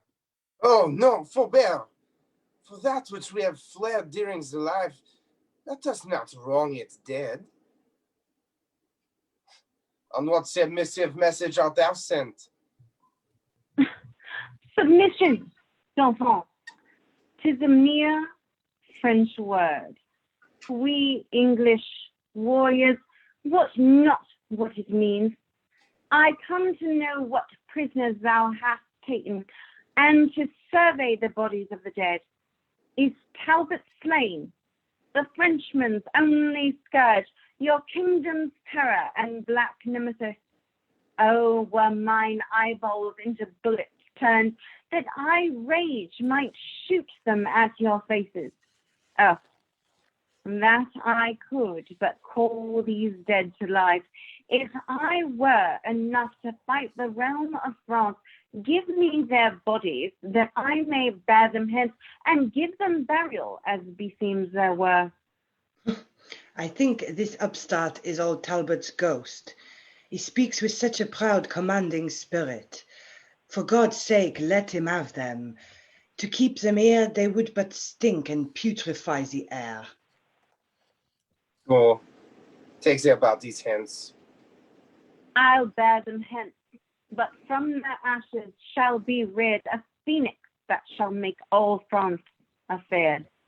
So we be rid of them too. Do with him what you will. Now to Paris, this conqueror vain, and will be ours, now bloody Talbot slain.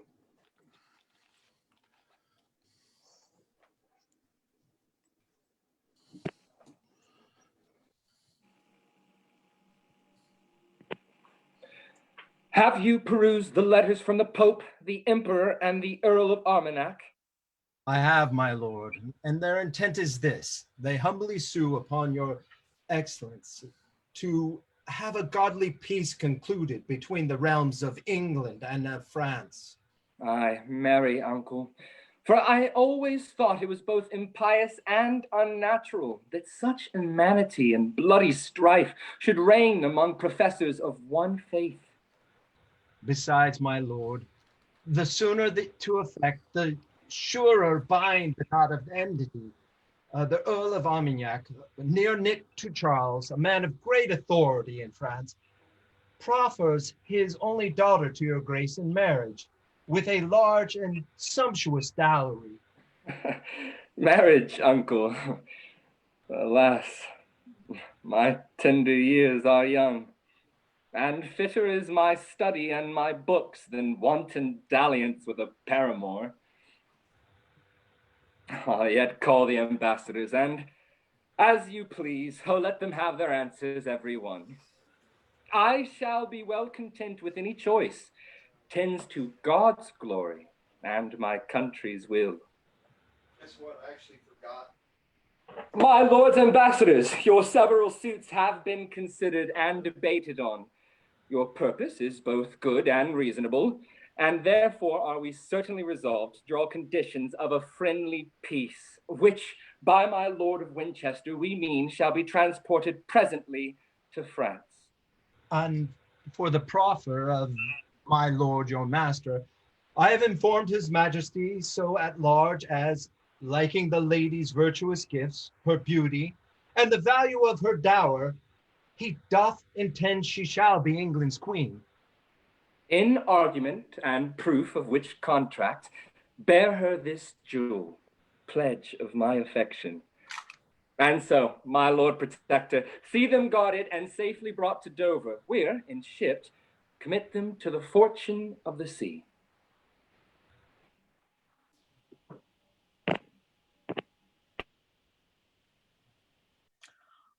Stay, my Lord Legate. You shall first receive the sum of money which I promised should be delivered to His Holiness for clothing me in these grave ornaments. I will attend upon your lordship's leisure. Now, Winchester will not submit, I trow, or be inferior to the proudest peer. Humphrey of Gloucester, thou shalt well perceive that neither in birth nor for authority the bishop will be overborne by thee. I'll either make thee stoop and bend thy knee, or sack this country with a mutiny.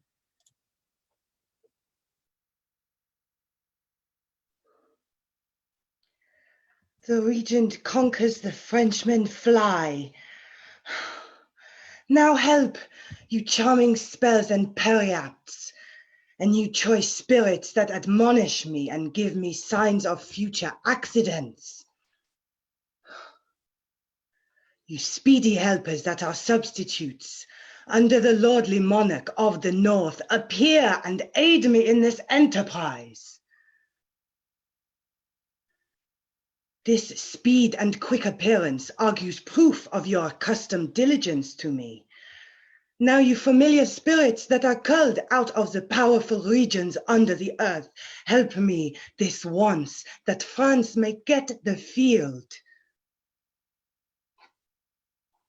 Oh, hold me not with silence over long.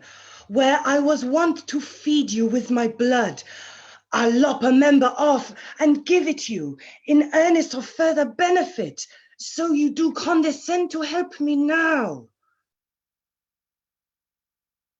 No hope to have redress? My body shall pay recompense if you will grant my suit.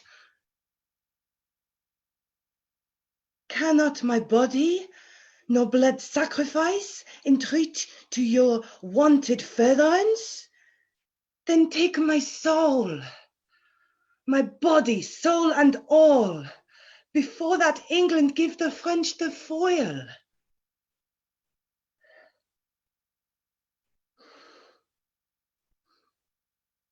See, they forsake me.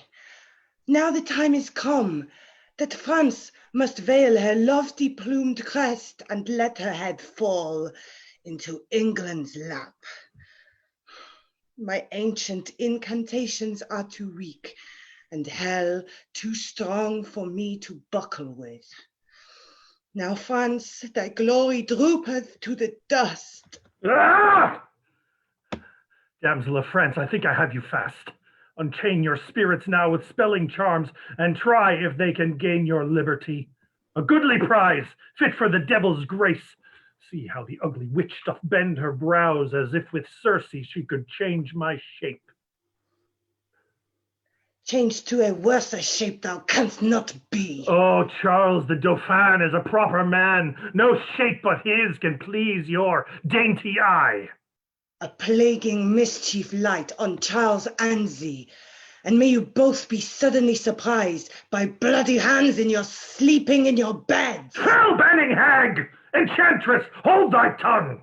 I pray thee give me leave to curse a while. Thou curse, miscreant, when thou comest to the stake.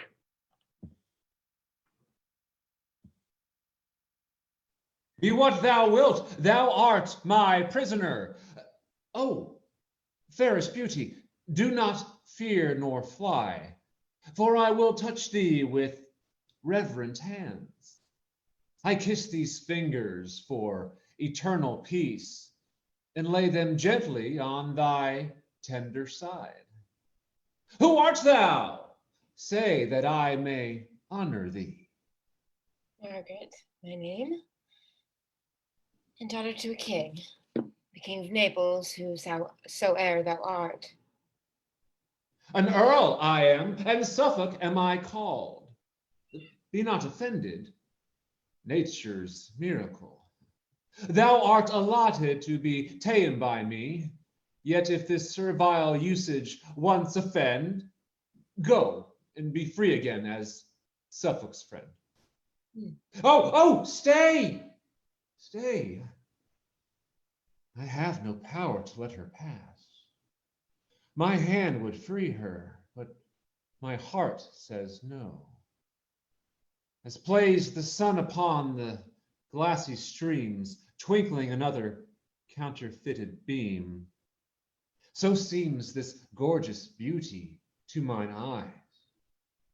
Fain would I woo her, yet I dare not speak. I'll call for pen and ink and write my mind. Fie, de la Pole, disable not thyself. Hast not a tongue? Is she not here? Wilt thou be daunted at a woman's sight? Aye, beauty's princely majesty is such, confounds the tongue and makes the senses rough. Say, Earl of Suffolk, if thy name be so, what ransom must I pay before I pass? For I perceive I am thy prisoner. Oh, she's beautiful, and therefore to be wooed. She is a woman, therefore to be won. Wilt thou accept of ransom? Yea or no? Fond man, remember that thou hast a wife. Then how can Margaret be thy paramour? I were best to leave him, for he will not hear. There all is marred. There lies a cooling card. He talks at random. Sure the man is mad. And yet a dispensation may be had. And yet I would he would answer me. I'll win this, Lady Margaret. For whom? Why, for my king. Ah, tush! That's a wooden thing. He talks of wood. It is some carpenter. Yet so my fancy may be satisfied, and peace established between these realms. But there remains a scruple in that too. For though her father be the King of Naples, Duke of Anjou and Maine, yet is he poor, and our nobility will scorn the match. Hear you, Captain? Are you not at leisure? It shall be so. Disdain they ne'er so much. Henry is youthful and will quickly yield. Madam, I have a secret to reveal. What? Oh, I be enthralled. He seems a knight and will not in any way dishonor me. Lady, vouchsafe to listen to what I say. Perhaps I will be rescued by the French, and then I need not crave his courtesy. Sweet madam, give me hearing in the cause. Hush! Women have been captain ere now. Lady, wherefore talk you so? I cry you mercy. 'Tis but quid for quo. Say, gentle princess, would you not suppose your bondage happy to be made a queen?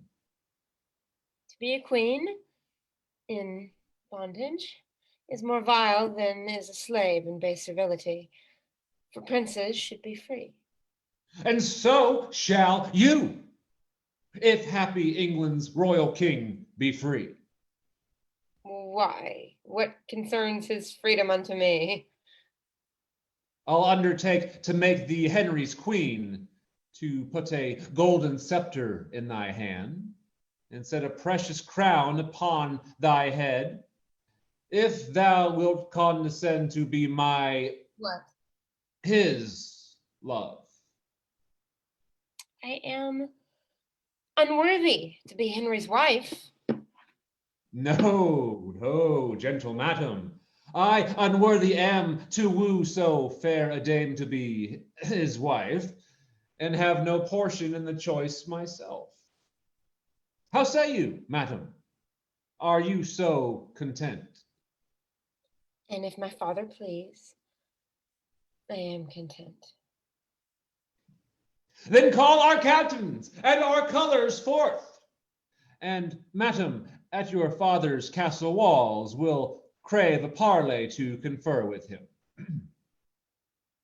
See, Rainier, see thy daughter prisoner. To whom? To me. Ah, Suffolk. What remedy? Yes, there is remedy enough, my lord. Consent, and for thy honor give consent. Thy daughter shall be wedded to my king, whom I with pain have wooed and won thereto. And this her easy held imprisonment hath gained thy daughter princely liberty. Speaks Suffolk as he thinks? Fair Margaret knows that Suffolk does not flatter, face, or feign. Upon thy princely warrant I descend, to give the answer of thy just demand. And here I will expect thy coming. Welcome, brave Earl, into our territories. Command in Anjou your honor pleases.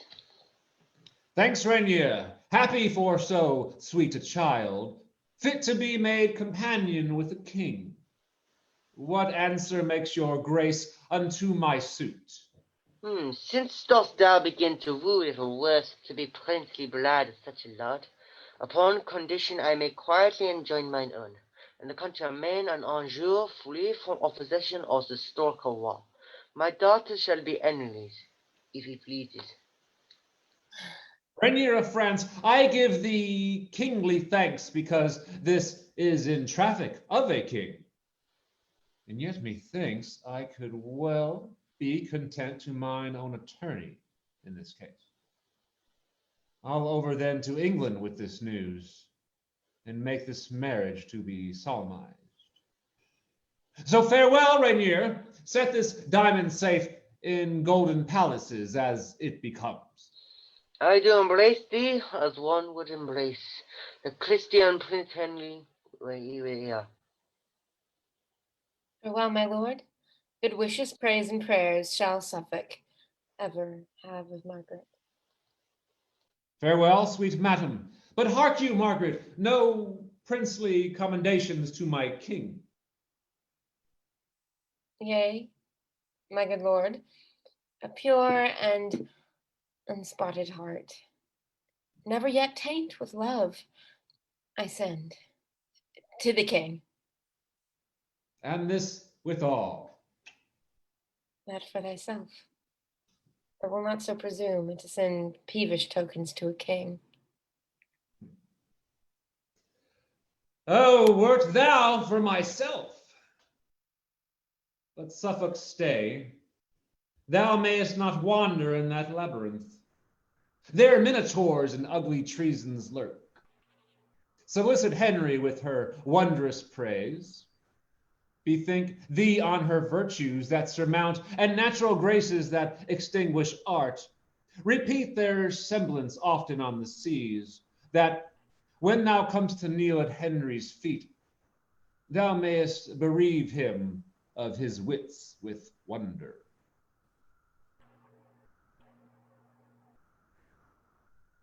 Bring forth that sorceress condemned to burn. First, let me tell you whom you have condemned.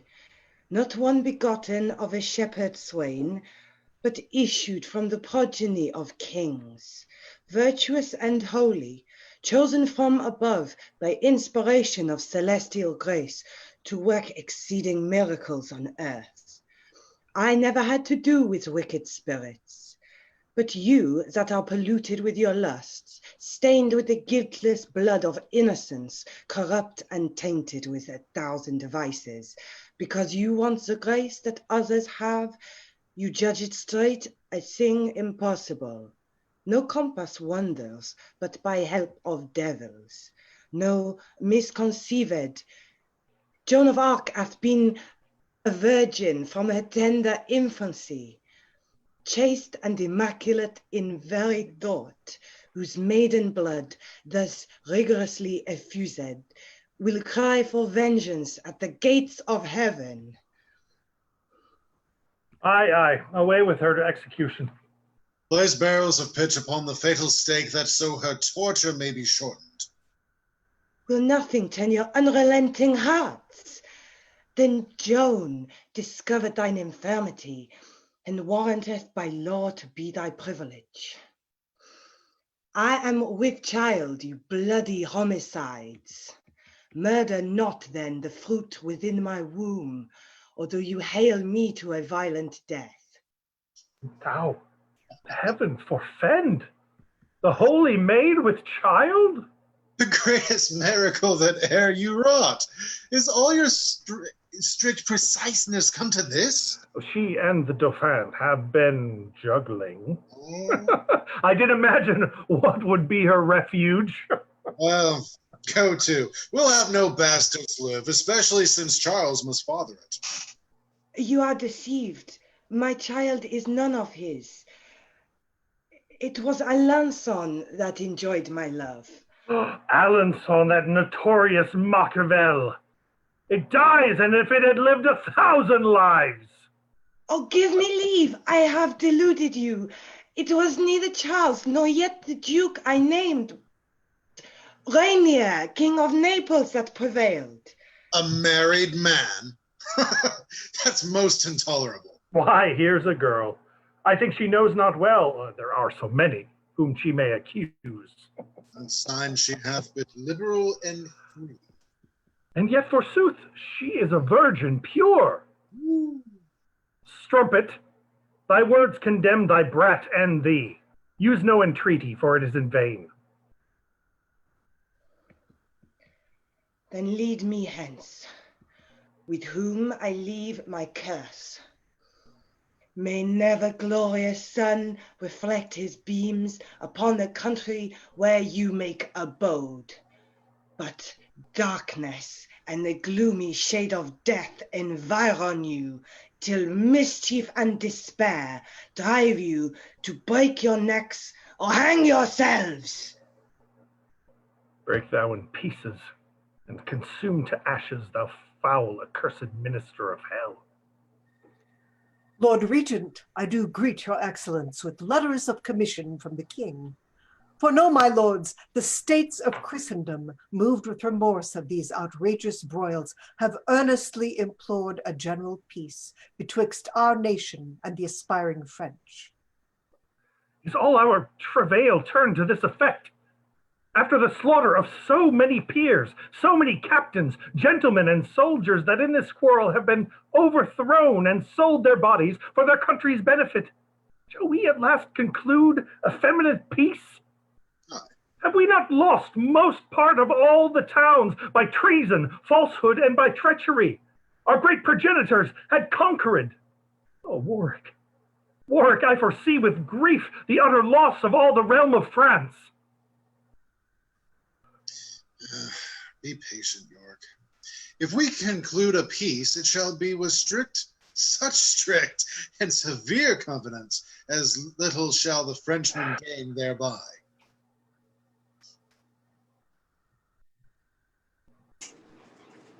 Since lords of England, it is thus agreed that peaceful truce shall be proclaimed in France, We've come to be informed by ourselves what the conditions of that league must be. Speak, Winchester. For boiling choler chokes the hollow passage of my poisoned voice by sight of these our baleful enemies. Charles and the rest, it is enacted thus, that in regard King Henry gives consent of mere compassion and of lenity to ease your country of distressful war, and suffer you to breathe in fruitful peace. You shall become true liegemen to his crown. And Charles, upon condition thou wilt swear to pay him tribute and submit thyself, thou shalt be placed as viceroy under him, and still enjoy thy regal dignity. Must he then be as a shadow of himself, adorn his temples with a coronet, and yet in substance and authority retain but privilege of a private man? This proffer is absurd and reasonless. 'Tis known already that I am possessed with more than half the Gallion territories, and therein reverence for their lawful king. Shall I, for the lucre of the rest of the unvanquished, detract so much from that prerogative as to be called but viceroy of the whole? No, Lord Ambassador, I'll rather keep that which I have than coveting for more be cast from possibility of all. Insulting Charles, hast thou by secret means used intercession to obtain a league, and now the matter grows to compromise? Standst thou aloof upon comparison? Either accept the title thou usurpst of benefit proceeding from our king, and not of any challenge of desert, or we will plague thee with incessant wars. Oh, my lord, you do not do well in obstinacy to prevail in the cause of this contract. If once be neglected 10 to 1, we shall not find like opportunity. To say the truth, it is your policy to save your subjects from such massacre and ruthless slaughterings as are daily seen by our proceeding in hostility, and therefore take this compact of a truce, although you break it when your pleasure serves. How sayest thou, Charles? Shall our conditions stand? It shall. Only reserve you claim no interest in any of our towns of garrison. And swear allegiance to his majesty, as thou art knight, never to disobey nor be rebellious to the crown of England. Thou nor thy nobles to the crown of England. So now dismiss your army when you please. Hang up your ensigns, let your drums be still, for here we entertain a solemn peace.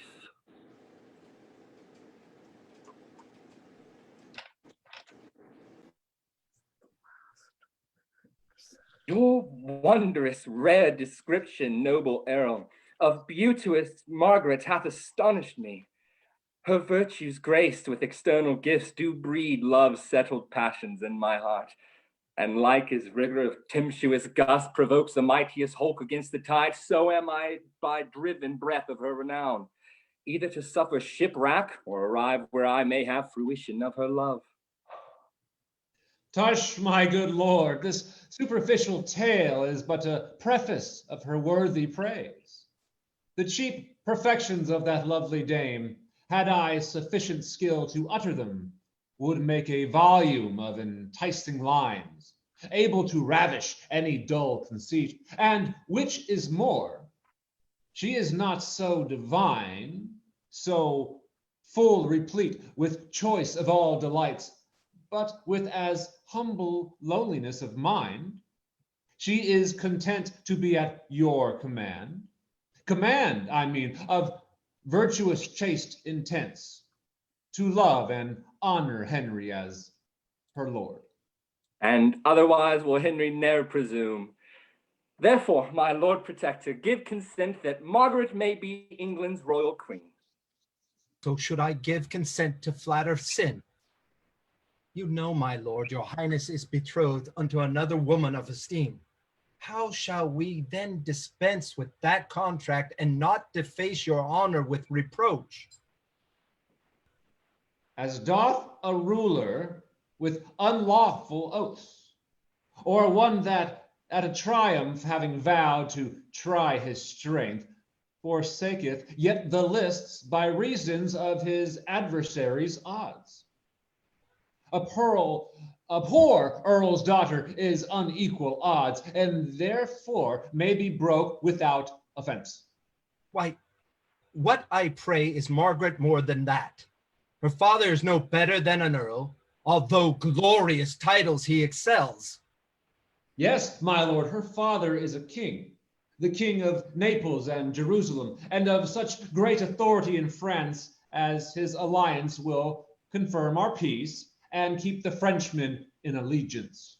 And so the Earl of Armagnac may do, because he is near kinsman unto Charles. Besides, his wealth doth warrant a liberal dower, where Rainier sooner will receive than give. A dower, my lords.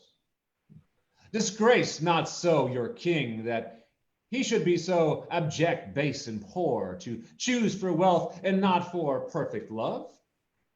Henry is able to enrich his queen, and not to seek a queen to make him rich. So worthless peasants bargain for their wives, as market men for oxen, sheep, or horse.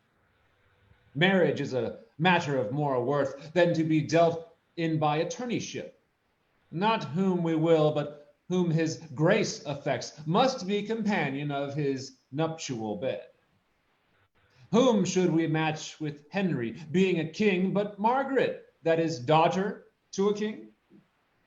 Her peerless feature, joined with her birth, approves her fit for none but for a king. Her valiant courage and undaunted spirit, more than in women commonly is seen, will answer our hope in issue of a king.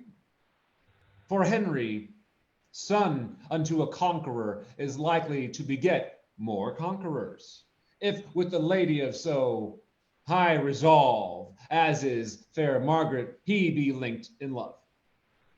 Then yield, my lords, and here conclude with me that Margaret shall be queen, and none but she.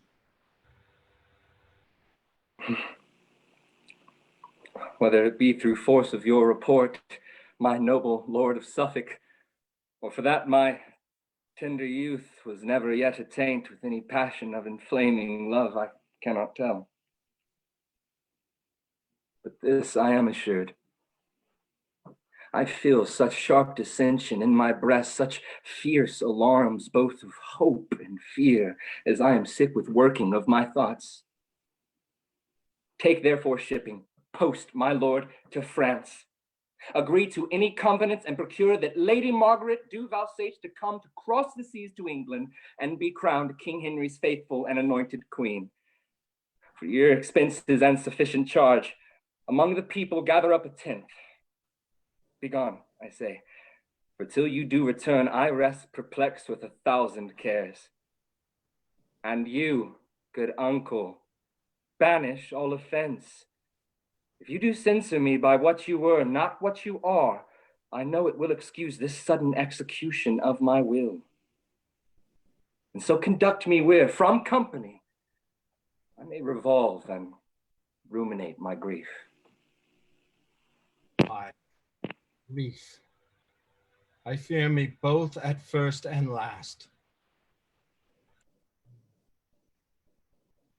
Thus Suffolk hath prevailed. And thus he goes, as did the youthful Paris once to Greece, with hope to find the like event in love, but prosper better than the Trojan did. Margaret shall now be queen and rule the king, but I will rule both her, the king, and realm.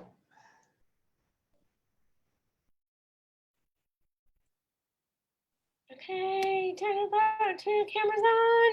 Turn the cameras on. Yeah! Woo! Oh, truly incredible. Truly incredible. Oh my God, so good.